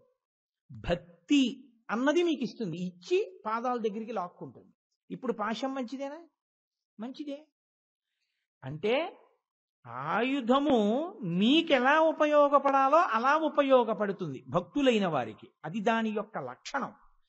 ఇప్పుడు శివుడి చేతిలో ఉండేటటువంటి త్రిశూలం త్రైగుణ్యం శూలమేతస్య, 3 గుణములు, 3గా ఉన్నవన్నీ, 3గా కనపడుతున్నవన్నీ 3 కాదు ఒక్కటే, 3గా కనపడేటట్టు చెయ్యడమే మాయ. 3గా కనపడడానికి కారణం ఏంటంటే మాయ. 3 కాదు ఒకటని ఎప్పుడు తెలుస్తుందంటే శివానుగ్రహం కలిగితే మాయపోతుంది. అందుకే సృష్టి స్థితి లయ మీరు వినుంటారు. 3 అని నేను అన్నాను కదండి. 3గా కనపడి 1గా మారిపోవడం అని కదా నేను అన్నాను. చూడగానే త్రిశూలము, అదే శూలము కానీ త్రిశూలము 3గా కనపడుతోంది. ఎందుకు కనపడుతోంది? 3 కొనలు కనపడుతున్నాయి. కానీ శివుడి చేతిలో పట్టుకునేది 3 కొనలు కాదు, ఒకటే. ఇప్పుడు ఇది 3 ఎందుకయింది? సృష్టి స్థితి లయ 3 తానే చేయగలడు. ఇప్పుడు మీరు ఒక్కటి జాగ్రత్తగా గమనించండి. సృష్టి అంటే పదార్థమును కొత్తగా ఒక విషయాన్ని సృజించడం, తయారు చేయడం. స్థితి దాన్ని కొంతకాలం ఉంచడం. లయ కలిపేయడం. పుట్టించి ఉంచి కలిపేస్తే దాన్ని సృష్టి స్థితి లయలంటారు. ఈ 3 ఎప్పుడూ మీకు పైన కనపడుతుంటాయి, తెలుస్తుంటాయి. ఇది పుట్టింది తెలుస్తుంది, దానికి ఒక చచ్చిపోయిన తేదీ ఉంటుంది కాబట్టి అది వెళ్ళిపోయింది. ఈ మధ్యలో ఉన్నది స్థితి ఉన్నది. ఈ 3 అలా తిరుగుతూనే ఉంటాయి. ఎన్నాళ్ళు? శివమాయ పోనంతకాలం.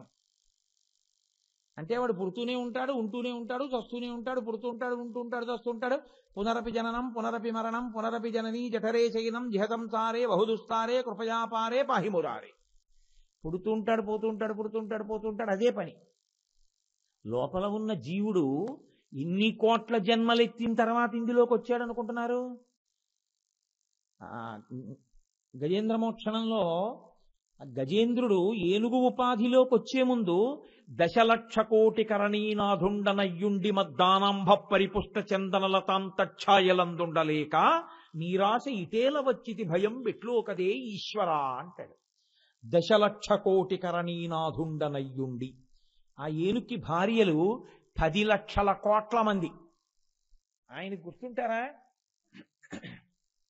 అంటే దాని ఉద్దేశ్యం ఏమిటంటే ఏనుగుకి అని కాదు, జీవుడికి ఎన్ని జన్మలెత్తాడో జన్మలెత్తినప్పుడల్లా ఓ భార్య ఉంది.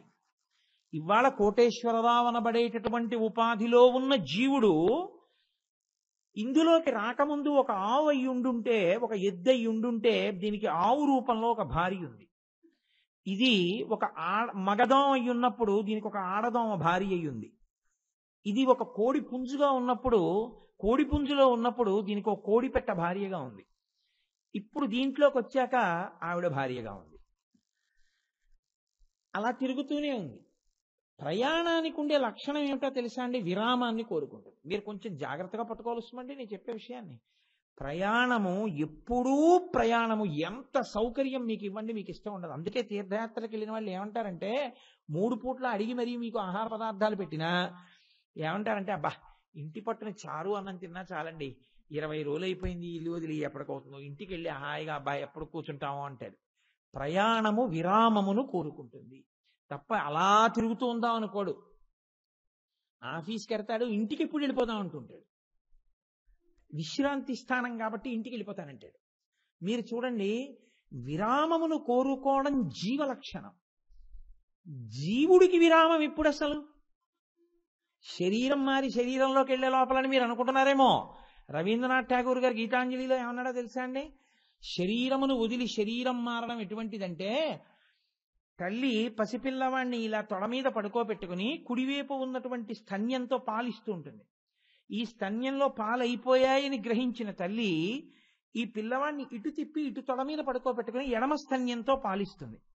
తల్లి కుడి తొడ మించి పిల్లవాడిని ఎడం తొడ మీదకి మార్చుకుని ఎడమ స్తన్యాన్ని నోట్లో పెట్టేటటువంటి విరామము ఎటువంటిదో, ఈ శరీరము వదిలి ఇంకో శరీరంలోకి మారడం అలాగే ఉంటుందంతే. అందుకే పెద్ద విరామమే ఉండదు దానికి. కానీ నిజమైన విరామం ఎప్పుడు? ఇక మళ్ళీ శరీరములోకి వెళ్లకుండా ఉన్నప్పుడు. అది ఎప్పుడు? ఈశ్వరుడు యందు కలిసిపోయినప్పుడు. కాబట్టి అసలు విరామం కావాలి నాకన్నా తాపత్రయం ఎప్పుడు ఉండాలి? మనుష్య జన్మలో ఆ ప్రశ్న రావాలి. ఆ ప్రశ్న వస్తే ఈశ్వరుడు ఏం చేస్తాడో తెలుసా అండి? ఈ పైన కనపడేటట్టుగా ఉంచిన 3 కాకుండా ఆయన చేతిలో ఉన్న 1 చూస్తే మీకు ఒకటి జ్ఞాపకానికి వస్తుంది. ఇప్పుడు ఈ 3టికి ఆధారమైన శూలం ఆయన చేతిలో పట్టుకున్నప్పుడు కొంత కనపడకుండా దాచాడా లేదా? మీరు ఒక్కటి జాగ్రత్తగా పట్టుకోండి.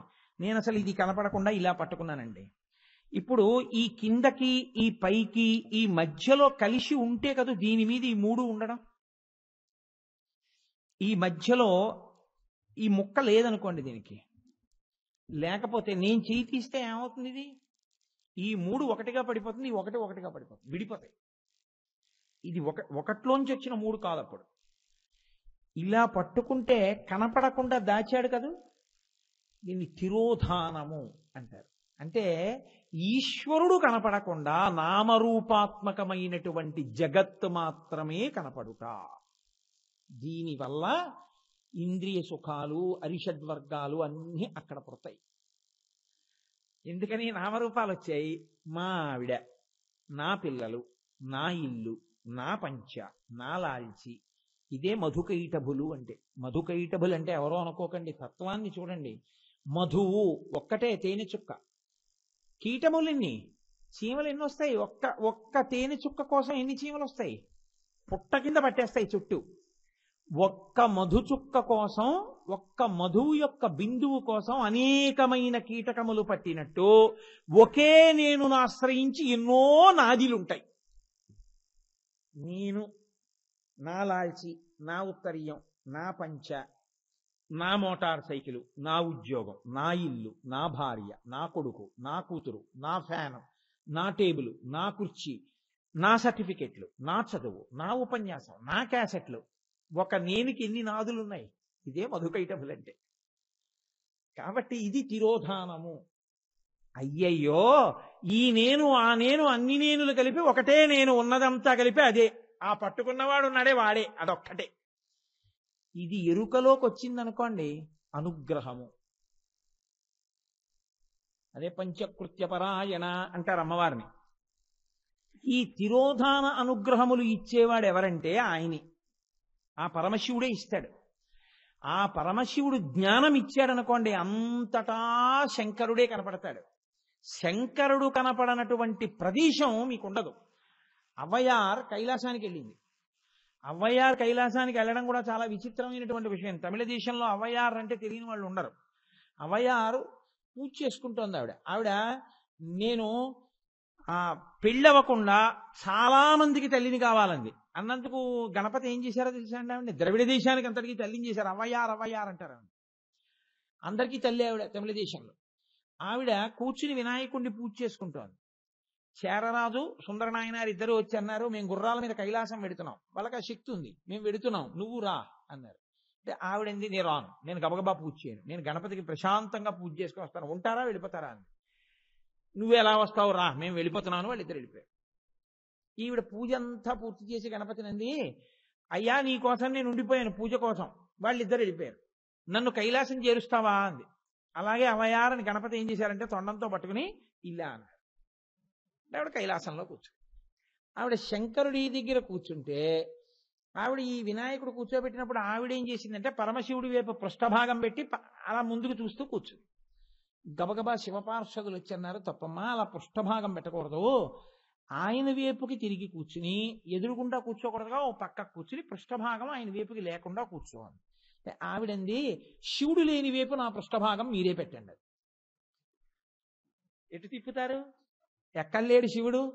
ఉదయగ్రావము పానవట్టము అభిషేకో తత్ప్రవాహంబు వార్ధి ధరీధ్వాంతము ధూపధూమము జ్వలద్దీప ప్రభారాశి కౌముది తారానివహంబులద్భుత సుమంబులుగా తమోదూత సఖ్యతమై సీత గభస్తి బింబ శివలింగం బొప్పె ప్రాచీదిశన్ అంటాడు కాళహస్తి మహాత్యంలో తెనాల మహానుభావుడు ధూర్జటి. అంతా కలిపి శివలింగంగా ఉంటే, అంతటా శివుడు ఉంటే మీరు ఇంకెటు ఎటువైపు ఆయనకి పృష్ఠభాగం లేకుండా పెట్టి కూర్చోగలరు? అసలు ఉన్నది శివుడే. అయితే ఇది నోటితో చెప్పడం కాదు, అలా అంతటా శివుడు కనబడగలిగినటువంటి స్థితికి ఎదిగిపోతే ఆ స్థితిలో ఏమవుతుందంటే తాను కూడా శివుడే అవుతుంది. తాను శివుడి కన్నా వేరుగా ఉండే అవకాశం ఉండదుగా. అప్పుడు తనయందు అంతర్బహిష్యత సర్వం వ్యాప్య నారాయణ స్థిత, మినహాయింపు ఏం లేదు. ఆయన ఇంట్లో లేడడానికి ఏం లేదు, అంతా ఆయన ఉన్నాడు. కాబట్టి ఇప్పుడు తాను కూడా బ్రహ్మమునందు ఒకటైపోతాడు. ఈ బ్రహ్మమునందు ఒకటైపోతే దీన్నే శంకరాచార్యుల వారి భక్తిలో ఎలా అవ్వాలో చెప్తూ అంకోలం నిజ బీజ సంతరయస్కాంతోపలం సూచిక సాధ్వీ నైజ విభం లతాక్షితిరుహం సింధు సరిద్వల్లభం ప్రాప్నోతీహ యథా తథా పశుపతే పాదారవిందద్వయం చేతో వృత్తి రూపేత్య తిష్టతి సదా సా భక్తి రుచ్యుచ్యతే అంటారు. ఈశ్వర కదిలి కదిలి కదిలి కదిలి చిట్ట చివరి స్థితికి వెళ్ళేటప్పటికీ నది సముద్రంలో కలిసిపోయినట్టు కలిసిపోతాడు.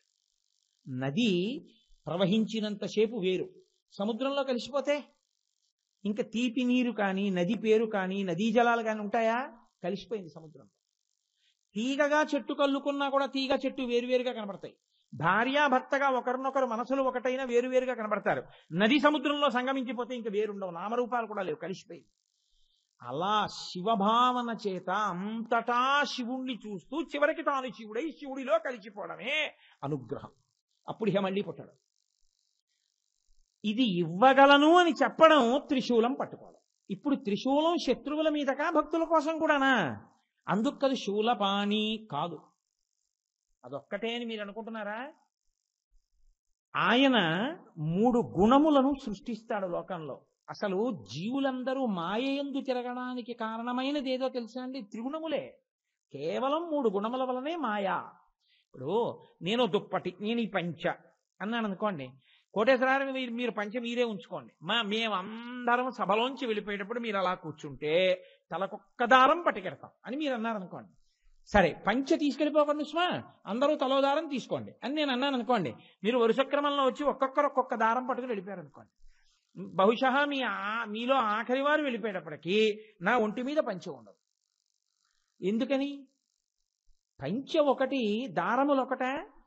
తంతువులందు చేలము విధంబున ఏ పరమేశమూర్తి ఎందింతయు నొప్పునట్టి అంటారు పోతన గారు భాగవతంలో. ఆయనే ఇలా కనపడుతుంటాడు నామరూపాలుగా, ఉన్నది ఆయనే. దారములే పంచ అయినట్టు, దారములు లేని పంచ లేనట్టు ఈశ్వరుడు లేని జగత్తు లేదు. కానీ మరి జగత్తు ఎలా కనబడుతోంది? పంచ అని ఎలా కనబడుతోంది?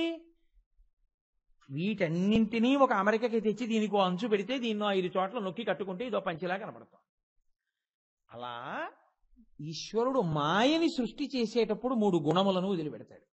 వాటికే సత్వ రజ తమో గుణములని పేరు. వీటి గురించి మహాభారతంలో ఆ మార్కండేయ మహర్షి ధర్మవ్యాధుడికి అద్భుతమైన బోధ చేస్తాడు. అసలు ఈ గుణములు ఏమిటో, వీటి మాయ ఏమిటో, వీటి గురించి ఎందుకు తెలుసుకోవాలో చెప్తాడు ఆయన. సత్వము రజస్సు తమస్సు ఈ 3 దొంగలే. నేను ఇప్పుడు ఈ గుణములన్నిటి గురించి పెద్ద ఉపన్యాసం చెప్పే కన్నా రామకృష్ణ పరమహంస చెప్పినటువంటి ఒక చిన్న విషయాన్ని చెప్తే మీరు పట్టేసుకుంటారు. సత్వము రజస్సు తమస్సుల్లో సత్వము మంచిదిలా కనిపిస్తుంది, కానీ అది మీకు సత్వగుణం ఉత్తరక్షణ ఉపకారం చేసేసి ఈశ్వరుల్లో కలపగలిగింది కాదు. అది ఎందుకో తెలుసా అండి, అది కూడా దొంగే. నేను ఎందుకు ఈ మాట అంటున్నానంటే, రామకృష్ణ పరమహంస చాలా గొప్పగా చెప్పేవారు ఆఖ్యానం త్రిగుణముల మీద. ఒక వ్యాపారస్తుడు ధనాన్ని జాగ్రత్తగా మూట కట్టుకుని నడుము కట్టుకుని అరణ్యంలో వెళ్ళిపోతున్నాడు. 3 దొంగలు పసిగట్టారు. అరణ్య మధ్యంలో పట్టుకున్నారు. పట్టుకుని ఆయన చెట్టు కిందకి తీసుకెళ్లి ఆయన దగ్గర ఉన్నదంతా ఊడ్చేసుకున్నారు. ఈ డబ్బంతా లాగేసుకున్నారు. ఆయన కుయ్యో ముర్రో అని ఏడుస్తున్నాడు. వీళ్ళ డబ్బంతా తీసేసుకుని 3 వెళ్ళిపోతుంటే ఒక ఆయన అన్నాడు, ఒరే వీడిని విడిచిపెడితే వీడు ఇవ్వాలో రేపో ఎల్లుండో ఎప్పుడో అప్పుడు వీళ్ళ ఊరు చేరుకుని రక్షక భటులకి మనం ఇలా ఉంటామని చెప్తాడు. వాళ్ళు పట్టుకుంటారు. అంతా దోచేసుకున్నాం, అసలు ఇలా ఉంచడం ఎందుకురా, చంపేద్దాం అన్నాడు.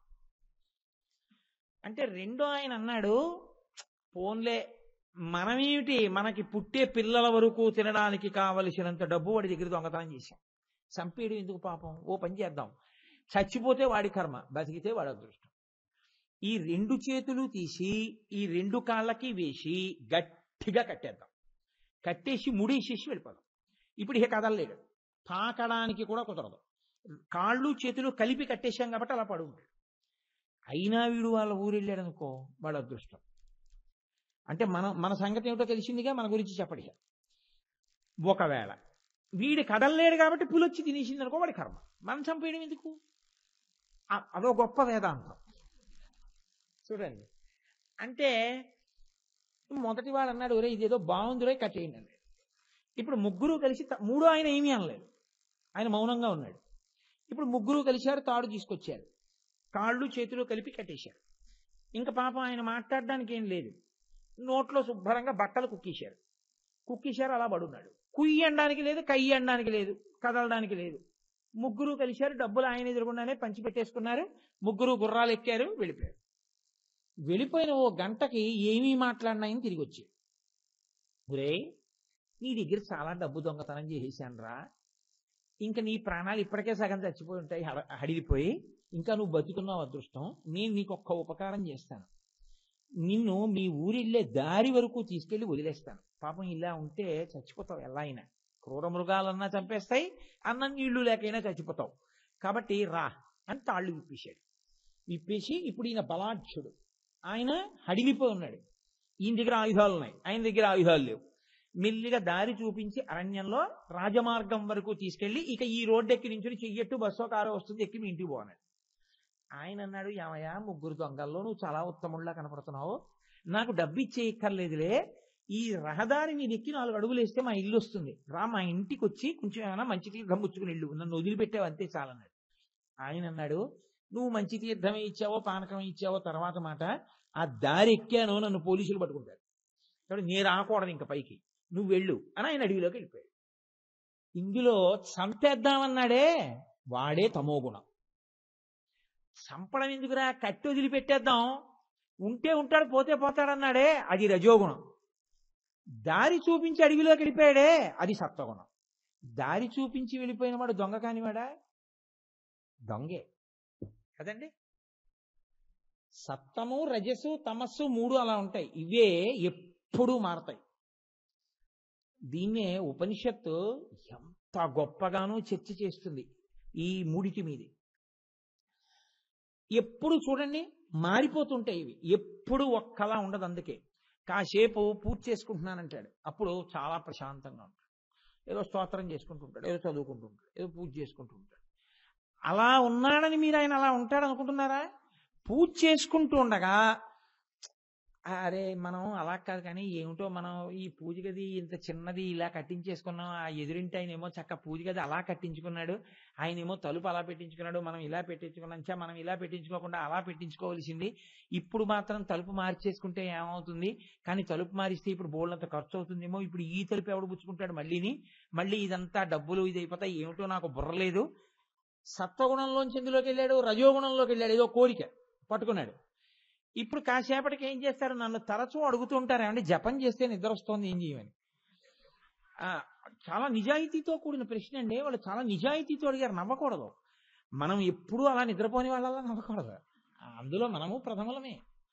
కాబట్టి ఆ జపమాల పట్టుకుని పాపం ఏదో జపం చేద్దాం అనుకుంటాడు, అలా జపం చేస్తుంటాడు.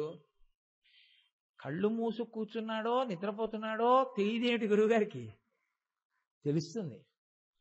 ఆ తల ఊపు చెప్పేస్తుంది నిద్ర వస్తున్నప్పుడు. తమోగుణం, నిద్రపోతాడు. చూడండి, బస్సు ఎక్కినా నిద్ర, రైలు ఎక్కినా నిద్ర, కారు ఎక్కినా నిద్ర, నిలబడినా నిద్ర, కూర్చున్నా నిద్ర, పురాణం వింటూ నిద్ర. వాడికి చెప్పే అదృష్టం లేదు కాబట్టి చెప్తూ నిద్రపోవడం, అంతే తేడా. చెప్తే కూడా నిద్రపోతాడేమో మరి. అంత నిద్ర, అది తమోగుణం. సత్వగుణం ఏమిటో తెలుసా అండి? నిర్మలంగా ఉంచుతుంది కాసేపు. కానీ నిర్మలంగా ఉంచింది కదా అని అది మిమ్మల్ని ఏమి ఈశ్వరుడి దగ్గరికి తీసుకెళ్లి ఈశ్వరుల్లో కలిపేస్తుంది అనుకోకండి. నిర్మలంగా ఉంచుతుంది అంతే. దీన్ని కూడా దాటిపోతే శుద్ధ సత్వం అంటారు. అది త్రిగుణాతీత స్థితి అంటారు. ఈ 3 గుణములను దాటుతాడు. కానీ మీకు మీరే పరిశీలనం చేసుకోవాలి. అనుద్వేగంగా, ఉద్వేగపడిపోకుండా మీరు ప్రశాంతంగా, ఉల్లాసంగా, ఎప్పుడు ఏదో కోరిక పెట్టుకోకుండా తృప్తిగా, నాకేది లేదు అన్న సంతోషంతో మీరు చిరునవ్వుతో ఒక రోజులో ఎంతసేపు ఉండగలుగుతూ ఉంటారు అని మీ మనసుని మీరు పరిశీలనం చేశారనుకోండి. ఇవన్నీ కాళ్ళు చేతులకు ఉండవు, మీరు గుర్తుపెట్టుకోవాలి. ఇవన్నీ ఎవరికుంటాయి? మనసుకుంటాయి ఈ జాడ్యాలన్నీ. మిమ్మల్ని మీరు పరిశీలించుకోవడం మొదలుపెట్టారనుకోండి, ఓ రోజు ఎందుకంటే ఓ గంట, గంట ఎందుకంటే 5 నిమిషాలు మీరు 5 నిమిషాలు ఎందుకంటే 1 నిమిషం, 60 సెకండ్ల సమయం ఇస్తున్నాను, ఎటూ వెళ్లకుండా అలాగే ఉండు అని మీ మనసుని చెప్పారనుకోండి, 10 సెకండ్లు ఉండి వెళ్ళిపోతుంది. అక్కడ 10 సెకండ్లు ఉంటే చాలా గొప్ప, ఉండదు. అది 2 సెకండ్లు ఉండి వెళ్ళిపోతుంది. దానికి అది అలవాటు. అది అలా తిరుగుతూ ఉంటుంది. వెళ్ళిపోయి ఇంకో దాన్ని దేన్నో పట్టుకుని ఇక్కడ కూర్చుంటాడు, కానీ వ్యగ్రత పొందేస్తుంటాడు, లోపల ఊగిపోతుంటాడు. ఎందుకని? దేన్నో పట్టుకున్నాడు. దానివల్ల కోపం అన్నా వస్తుంది, ప్రీతి అన్నా కలుగుతుంది. కొడుకు గుర్తొస్తే సంతోషం, కోడలు గుర్తొస్తే దుఃఖం. నాకు కాదు, నా కొడుక్కి పెళ్ళవలేదు. చాలా మంది విషయం నేను చెప్తున్నాను. పాము చుట్టం, పడగ విరోధం. కాబట్టి అలా ఉంటే అవి లోపల ఉన్నప్పుడు మీరు బయట ఎక్కడ మిమ్మల్ని సహస్రదీపాలంకార సేవలో వెంకటాచలంలో తీసుకెళ్లి మిమ్మల్ని కూర్చోబెట్టాను అనుకోండి, నేను కూర్చోబెడితే మీరు ఉద్యోగపడిపోకుండా ఉంటారేంటి? లోపల అల్లర్లన్నీ పెట్టి కూర్చుంటే. ఇలా ఈశ్వరుడు కనపడ్డాడు అనుకోండి, మీరు సత్వగుణంలో ఉంటే అలా చూస్తూ ఉంటారు. వెంటనే మీరు చూడండి, సహస్రదీపాలంకార సేవ చూస్తున్న వాళ్ళల్లో 99 మంది ఆయన ఇలా మొదటి ఊపు ఊగుతాడు. ఈశ్వర, మా అబ్బాయికి తప్పకుండా ఉద్యోగం వచ్చేట్టు చూడు. ఇలా ఆయన ఒక ఊగేటప్పటికి రజోగుణం, ఆయన ఇలా వెళ్ళేటప్పటికి తమోగుణం, మళ్ళీ ఇలా వస్తే సత్వగుణం, ఇలా లేస్తాడు. ఆయన ఊగుతున్నాడు. వాడు పాపం జన్మాంతరానికి 10 ఏళ్ల తర్వాత కొండకొచ్చాడు. వాడేదో సహస్రదీపాలంకార సేవ చూస్తున్నాడు. నువ్వు చూస్తూ కూర్చుంటే అయిపోతుందిగా, నీకు మనసు ఉందిగా, దాని మీద ముద్ర వేసుకోవచ్చుగా. ఎలా ఊగుతున్నాడో కాదు. వీడికో దిక్కుమాలిన సెల్లోటు ఉంటుంది. అది ఎక్కడికి వెళ్ళినా కర్ణుడు సహజ కవచ కుండలాలతో పుట్టినట్టు, వీడి సెల్లతో పుట్టినట్టు. వీడు పురాణానికి వెళ్ళనివ్వండి, గుడికి వెళ్ళనివ్వండి, గోపురానికి వెళ్ళనివ్వండి, పడుకోనివ్వండి, నించోనివ్వండి, ఆఫీస్కి వెళ్ళనివ్వండి, బస్సు ఎక్కనివ్వండి, దేవాలయంలోకి వెళ్ళండి, ఇది మాట్లాడుతున్నవాడే. మోటార్ సైకిల్ మీద ఎడుతూ ఓ చేత్తో మాట్లాడుతున్నవాడే, కారులో వెడుతూ స్టీరింగ్ వదిలేసి మాట్లాడుతున్నవాడే, రోడ్డు పక్కన మాట్లాడుతున్నవాడే, సైకిల్ మీద వెళ్తూ మాట్లాడుతున్నవాడే, హాస్పిటల్లో మాట్లాడుతున్నవాడే. ఎనస్థీషియా ఇస్తే తప్ప వాడు మాట్లాడకుండా ఉన్నాడు చెల్లపట్టు. ఇప్పుడు వాడు ఆ సహస్రదీపాలంకార సేవ చూడనివ్వడు. వీడు లేచి మొదలెడతాడు. అది వచ్చిందో చచ్చిందో ఈశ్వరుడికి తెలియాలి. వీడు మాత్రం ఫోటోలు తీసేయాలంటే ఏమయ్యాడు వాడు? ఆయనని తన కెమెరాలో బంధించేసుకోవాలి. రజోగుణంలోకి వాడు వెళ్ళిపోయాడా లేదా? ఆయన ఊగడం దేవుడు ఎరుగు, నీ ఊగి ఎంత ఉందో చూసుకో లోపల. కాబట్టి మీకు సహస్రదీపాలంకార సేవకి వెళ్ళి ఇలా చెయ్యట్టు కూర్చుంటే వెంకటాచలంలో ఎంతమంది భక్తులున్నారో మీకు అర్థమైపోతుంది. పైకి ఇన్ని బోడిగుళ్ళు చేయించుకుంటే ఎవడకు కావాలి? గొరుగు చుందురు జుత్తు కొన్ని 100 సార్లు దాని పాపమేమో కానరాదు, అఖిల పాపములకు నిలయమైన మనసు గొరగడేమి మానవుండు అన్నాడు ఒక ఆధునిక కవి. ఇంకొకటి గురించి ఆలోచించడం అన్నదే నీకు లేదు, ప్రశాంతంగా ఉందామన్న ఆలోచనే నీకు లేదు. ఇంకా సత్వగుణం నీకేమిటి ఉపకారం చేస్తుంది? రజస్సులోకి జారిపోతుంటావు. రజస్సులోంచి తమస్సు, తమస్సులోంచి సత్వం, సత్వంలోంచి రజస్సు, రజస్సులోంచి సత్వం, సత్వం మళ్ళీ తమస్సులోంచి రజస్సు. ఎప్పుడు 3 కొండల మీద తిరుగుతాడు. ఇదే త్రికూటాచలం మీద గజేంద్ర మోక్షం అంటారు. 3 శిఖరాలే ఉన్నాయంటారు. 3 శిఖరాలే ఉన్నాయి, అక్కడే ఏనుగులు తిరుగుతాయంటే కారణం ఏంటంటే సంసారమునందు మగ్నమైపోయిన వాడు ఊర్ధ్వముఖ చలనం చేయలేడు. ఏనుక్కి కష్టం ఏమిటంటే దాని బరువే. లోకంలో చీమైనా కొంచెం ఎగురుతుందేమో కానీ ఏనుగు ఎగరలేదు. ఎందుకు ఎగరలేదంటే ఏనుగా ఎగురు అన్నారు అనుకోండి, అది ఎగరదు. ఎందుకు ఎగరదంటే దాని ఒళ్ళు బరువు దానికి, అందుకని ఎగరలేదు. మనకి లోపలంత సంసారం, అందుకని మనం ఊర్ధ్వముఖ చలనం చేయలేము. అది గజేంద్ర మోక్షం అంటే. కాబట్టి ఇప్పుడు ఈ గజేంద్ర మోక్షణ కథలో ఎగరలేని ఏనుగు ఎటువంటిదో మనం కూడా అంతే. త్రికూటాచలం మీద ఏనుగుంది కాదు, మనమే ఎప్పుడు సత్వం రజస్సు తమస్సు, తమస్సు రజస్సు సత్వం, సత్వం రజస్సు తమస్సు, తమస్సు రజస్సు సత్వం, ఆ మూడింటిని తిప్పి తిప్పి తిప్పి తిప్పి తిప్పి తిప్పి అనుభవించి అనుభవించి అలిసిపోయి నిద్రపోతాడు. అప్పుడు ప్రశాంతంగా ఉంటాడు. ఎందుకో తెలుసా అండి? ఆ మనసు ఆత్మలోకి వెళ్ళిపోయింది. సుషుప్తి ఎందు ఉరే ఎన్ని జన్మలెత్తినా ఈ మూడే నీకు. మీరు చూడండి, చలికాలంలో మార్నింగ్ వాక్ వెళ్ళే అలవాటు ఉన్న వాళ్ళకి బాగా అర్థమవుతుంది. కుక్క వీధి చివరి ఎక్కడో పడుకుంటుంది. నిన్నటి వరకు మీరు ఇలా మార్నింగ్ వాక్ వెళ్తుంటే ఊరుకుంటుంది. మరి చలికాలం వచ్చిందిగా, ఈయనకేమో పరిశం పడుతుంది. పరిశం పడితే కంఠం పోతుంది. కంఠం పోతే ఉపన్యాసాలు 30 రోజులు ఒప్పుకున్నాడు. అందుకని ఓ మంకీ క్యాప్, ఓ స్వెక్టర్ ఇన్ని వేసుకుని ఈయన బయలుదేరతాడు. బయలుదేరగానే దానికి ఆ చివరి నుంచి పడుకుంటుంది. అది పడుకుందంటే అది తమోగుణంలో ఉంది. దానికి ఒరే ఆ సందంతా అది కొనుక్కున్నట్టు, వీళ్ళందరికీ అదే ఇల్లు కట్టించినట్టు, వీళ్ళందరూ వెర్రాళ్ళు పాపం, ఆస్తులు దాచుకోవడం వీళ్ళకి రాదు, నేను ఉండకపోతే ఏమైపోతారో అనుకుంటుంటుంది. అనుకుని అట్నుంచి వాడు బయటికి దిగాడు అనుకోండి, వీడు ఎవడో కొత్తగా ఉన్నాడు బావున అక్కడి నుంచి పరిగెత్తుకుని ఇక్కడికి వస్తుంది. మీరు వెంటనే నిజస్వరూప ప్రదర్శనం చేసి నిలబడ్డారనుకోండి, ఏమో ఆగితే ఆగుతుంది, ఉద్యోగంలో పడితే పడుతుంది చీకట్లు. అది మీ అదృష్టాదృష్టముల మీద ఆధారపడి ఉంటుంది. కుక్కకి దానికి అంతే, తమోగుణం రజోగుణం సత్వగుణం. ఎవరిని చూడండి లోకంలో ఎక్కడ చూడండి ఈ మూడిటి మధ్యే సయ్యాటలాడుతుంటారు. అసలు ఈ మూడిటిలోంచి సాధన చెయ్యగా చెయ్యగా చెయ్యగా ఈ మూడుగా మారినది ఉందే శుద్ధ సత్వగుణం, అది నా చేతిలోకి అందుతుంది. నిన్ను నేను తీసుకోగలను, ఈ మూడిటి నుంచి పైకెత్తుతాను. మెల్లిగా 24 గంటల్లో 20 గంటలు నిద్రపోయే అలవాట్లోంచి 5 గంటల నిద్రపోయే అలవాటు వరకు తీసుకెళ్ళిపోతాను. 19 గంటల్లో 1 గంట ఉద్వేగంగా ఉండి 18 గంటలు ప్రశాంతంగా ఉండేట్టు చేస్తాను. మెల్లగా నిన్ను 19 గంటలు ప్రశాంతంగా ఉండి 5 గంటలు పడుకునేట్టు చేస్తాను. మెల్లగా నిన్ను 24 గంటలు ప్రశాంతంగా ఉండేట్టు చేస్తాను. దేనికి ఊగిపోకుండా చేస్తాను. ఒక స్థాయిలో 24 గంటలు కూడా ప్రశాంతంగా ఉండడం కాదు, అసలు ఎప్పుడు లోపల ఉన్న ఈశ్వరుడు నేను, బయట ఉన్నది ఈశ్వరుడు అనేటటువంటి భావన యందు స్థిరపడిపోయేటట్టు చేస్తాను. ఇది శుద్ధ సత్వగుణం. ఇది చెయ్యగలిగిన ప్రజ్ఞ నాది. కాబట్టి నీ అంత నువ్వు ఎక్కలేకపోతే నా కాళ్ళు పట్టుకో, నిన్న ఆ స్థితికి తీసుకెళ్తాను. ఇది త్రిశూలం. త్రైగుణ్యం శూలమేతస్య. ఇప్పుడు ఆయుధంగా త్రిశూలం గజాసురుణ్ణి సంహరించడానికి పనికొచ్చింది. ఆ త్రిశూలం పరమభక్తులైనటువంటి వారిని ఉద్ధరించడానికి పనికొచ్చింది. మాకు అక్కర్లేదండి త్రిశూలం, మాకు అక్కర్లేదండి శివుడు, మాకు అక్కర్లేదండి ఈ స్థితిలోని మీరు అనగలిగితే మనిషిగా, మీకు శివుడు అక్కర్లేదు త్రిశూలం అక్కర్లేదు, అలా మీరు అనగలరా? కాబట్టి శివుడు అక్కర్లేదనేవాడు లోకంలో ఉండే అవకాశమే ఉండదు. అందరికీ శివుడు కావాలి, అందరికీ త్రిశూలం కావాలి. కాబట్టి ఆ త్రిశూలం అనేటటువంటి దాని యందు అంత శక్తి ఉంది. సరే, నేను ఒక ఆయుధం గురించి ప్రస్తావన చేశాను. ఏదో ఇదే రజోగుణం, అల్లరి ఎక్కువ, పెద్ద మాల కట్టి ఇన్ని ఉన్నాయి కదా అని లెక్క పెట్టి పూర్తి చేద్దాం అనుకోవడం. ఆఖరికి ఒక దాని మీద నిలబడ్డాను. ఇది నేను మీకు ఒక గమ్మత్తు చెప్పి పూర్తి చేసే ప్రయత్నం చేస్తాను. ఈ శూలమునకు ఉండేటటువంటి లక్షణం ఏమిటో తెలుసా అండి?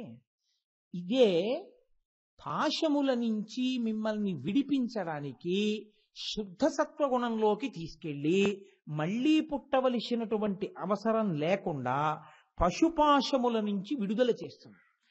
త్రిశూలం యొక్క అనుగ్రహం కలిగింది అంటే శివానుగ్రహం కలిగింది అని గుర్తు. మీరు ఎప్పుడూ ఒకటి గుర్తుపెట్టుకోవాలి, త్రిశూలానికి త్రిశూలముగా శక్తి కాదు, త్రిశూలములోని శక్తి శివశక్తి. ఇప్పుడు కినెటిక్ ఎనర్జీ అంటారు ఇంగ్లీష్లో. కినెటిక్ ఎనర్జీ అంటే అది ప్రయాణం చేయడం వల్ల ఆ శక్తిని పొందుతుంది.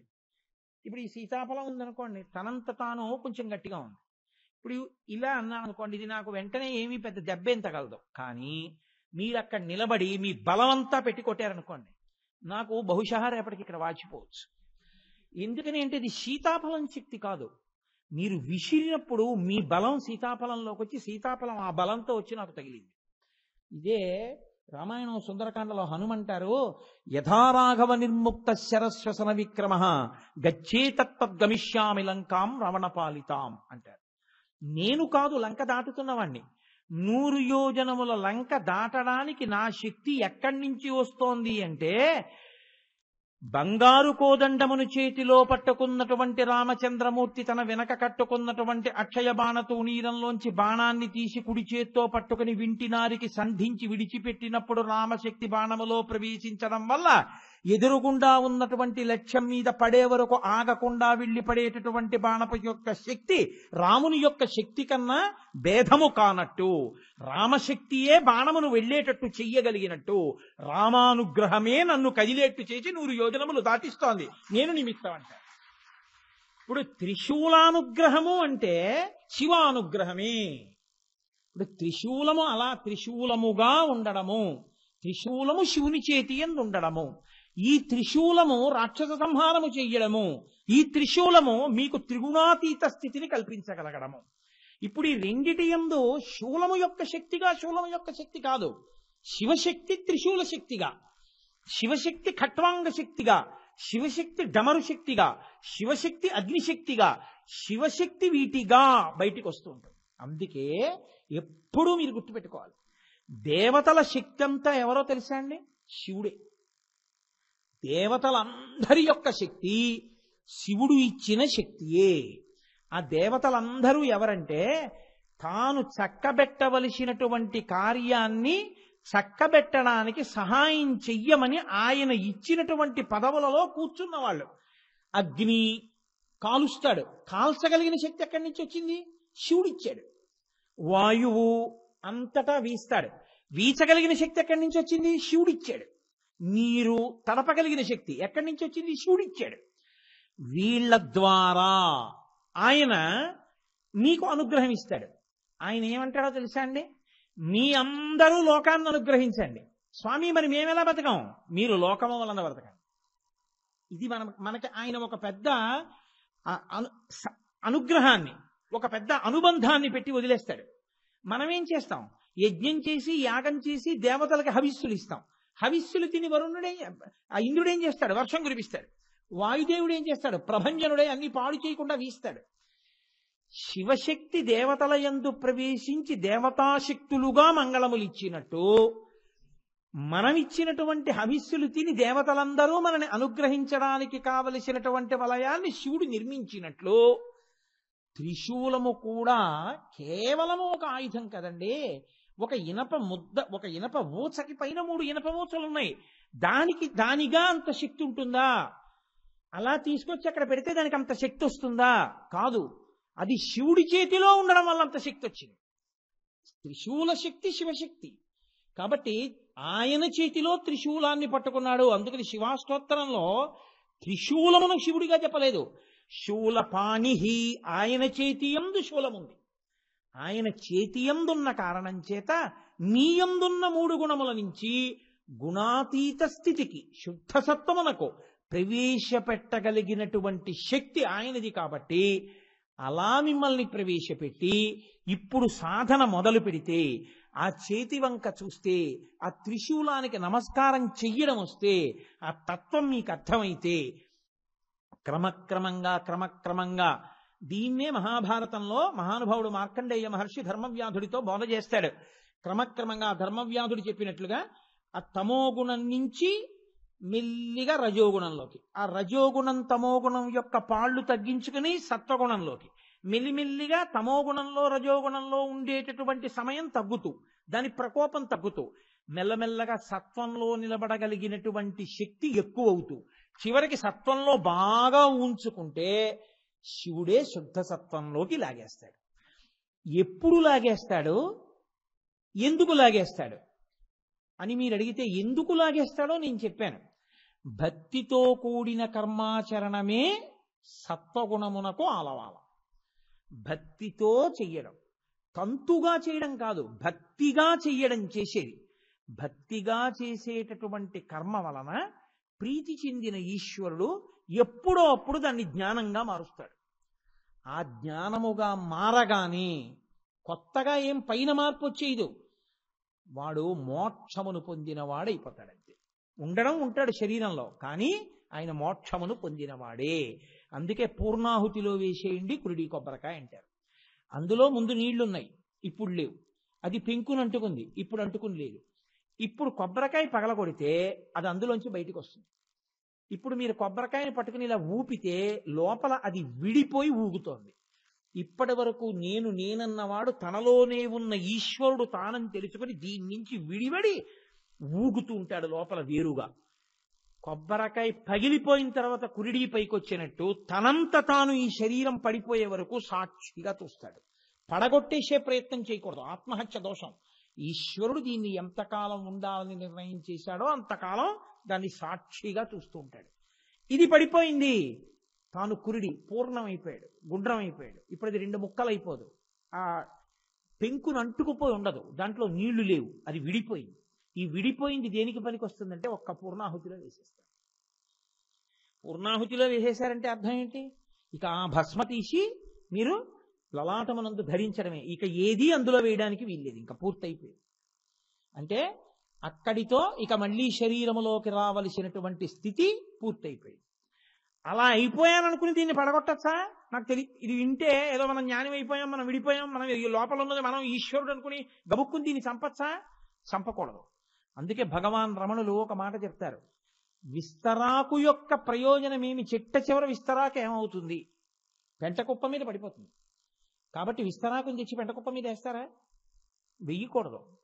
మీరు చక్కగా ఆకులు తేవాలి, తుడవాలి, చీపురు పుల్లలు తేవాలి, వాటిని చక్కగా కుట్టాలి, భోజనం చేసేటప్పుడు నోట్లోకి వెళ్ళిపోకుండా అమరికగా కుట్టాలి, విస్తర వేసుకోవాలి, దాంట్లో పదార్థాలన్నీ వేసుకోవాలి, పరిశేచనం చెయ్యాలి, పదార్థాన్నంతటినీ మౌనంగా పుచ్చేసుకోవాలి, ఉత్తరాపోసనం పట్టాలి, అప్పుడు ఈ ఆకు తీసుకెళ్లి పెంటకుప్ప మీద వేయాలి. నువ్వు ఇందులో ఉండాలి, ప్రకృతిని పరిశీలనం చెయ్యాలి, శాస్త్రాలు చదవాలి, గురువాక్య శ్రవణం చెయ్యాలి, అనుష్ఠాన పర్యంతం తెచ్చుకోవాలి, బాగా సాధన చెయ్యాలి, సత్వంలోంచి శుద్ధ సత్వంలోకి వెళ్ళాలి, వెళ్ళి లోపల ఉన్నది నేనని తెలుసుకోవాలి, తెలుసుకుని గుడుగుడులాడుతూ దీని నుంచి విడిపడాలి, విడివడి లోపల ఉన్నది నువ్వని తెలుసుకుని ఇది పడిపోతున్నప్పుడు సాక్షిగా ఉండాలి. కొబ్బరికాయ పగిలిపోతున్నా అది బయటికి వెళ్ళిపోయినట్టు. ఆ స్థితికి వెళ్ళిపోతే ఆ తీరులా ఉంటుంది. అంతేకాని ఆ తీరు రాకుండానే వచ్చినట్టు భావించుకుని ప్రవర్తించకూడదు, అది అసహ్యంగా ఉంటుంది. రమణుల దగ్గరికి వెళ్ళి మీరు నిద్రపోయారా రాత్రి అని అడిగేవారు. అవును, ఇది నిద్రపోయింది అనేవారు. మరి ఇది నిద్రపోతే మేల్కొని ఉన్నది ఎవరు? లోపల అది నిద్రపోయేది కాదు, అది ఎప్పుడూ మేల్కొనే ఉంటుంది.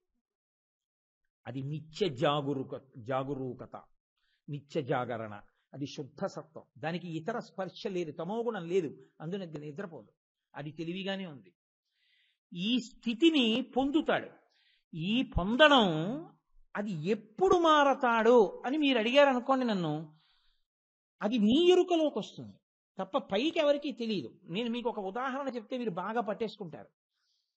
నేను ఒకప్పుడు బ్రహ్మచారిని, నాకు పెళ్ళయింది. ఒకప్పుడు నాకు పెళ్ళైనప్పుడు ప్రపంచం అంతా తెలుస్తుందా? కోటేశ్వరరావు గారు గృహస్థ అయిపోయినాడు, బ్రహ్మచర్యమును విడిచిపెట్టినాడు అని తెలుస్తుందా? తెలియదు. ప్రపంచంలో ఇంకా కొంతమంది నాకు పెళ్ళవలేదు అనుకుని ఆ రోజుల్లో కోటేశ్వరారు మీకు మంచి సంబంధం చూడడం ఏంటి అని అడిగేవారు.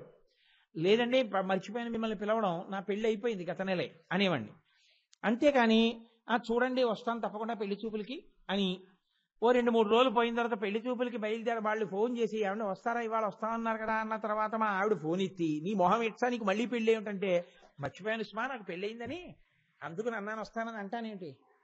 ఒకసారి పెళ్ళైతే ఇక జీవితాంతం నేను గృహస్థులని గుర్తుంటోందా లేదా? ఒకసారి కొడుకు పుడితే నీ తండ్రిని గుర్తుంటోందా?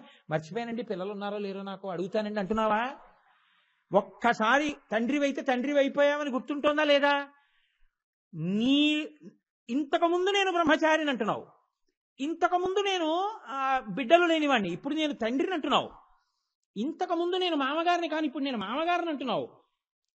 ఓ ఏడాది పోయాక ఇంతకు ముందు నేను తాతగారిని కాని ఇప్పుడు తాతగారిని అంటావు.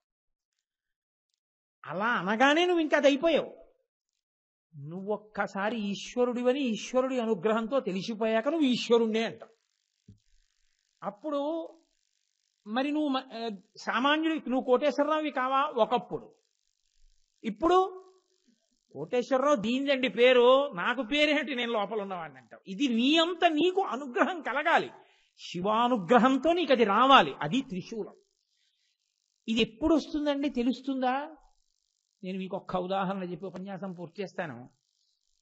అన్నం వండాలి, ఓ డబ్బాడు బియ్యం తీసుకొచ్చి ఓ గిన్నెలో పెట్టి దాంట్లో నీళ్లు పోసి పంపు కట్టి ఆ బియ్యం పిసికి దాంట్లో పైకి తేలినటువంటి మలినాన్నంతటిని జాగ్రత్తగా నీళ్లు వంపేసి చిట్ట చివరి నీళ్లు పడేటప్పుడు ఇలా వేళ్లు కొంచెం దూరంగా పెట్టి చెయ్యడ్డు పెట్టకపోతే బియ్యం గింజలు కూడా పడిపోతాయి కాబట్టి ఇలా చెయ్యడ్డు పెట్టి చేతిలో పడిన బియ్యం గింజలు ఇలా దులిపి మళ్ళీ గిన్నెలో వేసి ఒక డబ్బాడు బియ్యం పోస్తే 2 డబ్బాలు నీళ్లు పోసి కుక్కర్లో ఓ డబ్బాన్నర నీళ్లు పోసి ఈ గిన్నె పట్టుకెళ్ళి కుక్కర్లో పెట్టి కుక్కర్ మూత తీసి దాంట్లో గ్యాస్కెట్ పెట్టి ఇప్పుడు దాన్ని తీసుకొచ్చి కుక్కర్ మీద పెట్టి జాగ్రత్తగా ఇలా తిప్పి 2 హ్యాండిల్స్ కలిసేట్టుగా వచ్చాయి అని చూసుకుని మూత లూజ్గా లేదు అని ఒకసారి అన్ని వైపులా ఇలా కొట్టి బాగా సెటిల్ అయింది మూత అని అప్పుడు దాని మీద వెయిట్ పెట్టి నువ్వు అగ్నిహోత్రాన్ని స్టవ్ వెలిగించి నువ్వు పని మీద వెళ్ళిపోయావు.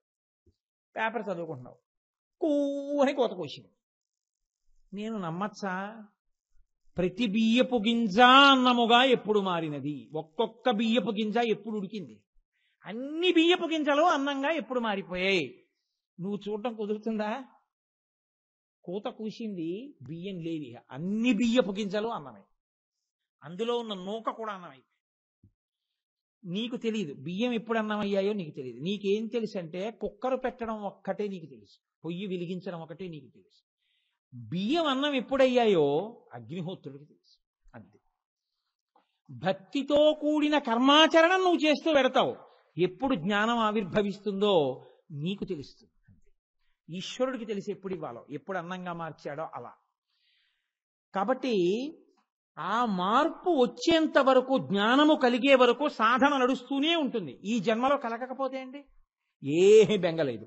ఆ సాధనలో నువ్వు ఉంటే ఉత్తమమైనటువంటి పండితుడి కడుపున నువ్వు పుట్టే జాగ్రత్త ఈశ్వరుడు తీసుకుని వచ్చే జన్మలో మోక్షం ఇచ్చేస్తాడు, ఆ స్థితిని కల్పించేస్తాడు. అందుకే ఒక్కొక్కరికి గురువు కూడా లేకుండా అంత జ్ఞానం వచ్చేస్తుంది. భగవాన్ రమణులకి రాలా? అంటే గురువు లేకుండా వస్తుందని సిద్ధాంతీకరించకూడదు. కాబట్టి ఈ స్థితిని ఇవ్వగలిగిన వాడు, ఎత్తగలిగిన వాడు ఎవరో, ఎవడు అలా ప్రవేశపెట్టగలడో వాడు చెప్పినట్టు నువ్వు ప్రవర్తించడం భక్తితో కూడిన కర్మాచరణం. అది నువ్వు మొదలు పెట్టావా, నువ్వు మళ్ళీ ఇంకా ఇలా పుట్టి అల్లరపడవలసిన అవసరం లేకుండా వాడు నిన్ను తనలోకి కలుపుకుంటాడు. ఇది చెప్పడం త్రిశూలం యొక్క లక్షణం. కాబట్టి శూలపాణి, మళ్ళీ ఇవాళ ఒక్కనామే అయింది. సరే, ఈశ్వరుడు ఎంత అనుగ్రహిస్తే అంత బెంగెందుకు. మిగిలినటువంటివి నేను ఒక దండగా చెప్పాను కాబట్టి రేపు మాత్రం శంకర శూలపాణి ఖట్వాంగి ఆయుధమేది. ఖట్వాంగి అన్నది ఇతర ఆయుధములను గురించి రేపటి రోజున ప్రస్తావన చేస్తాను.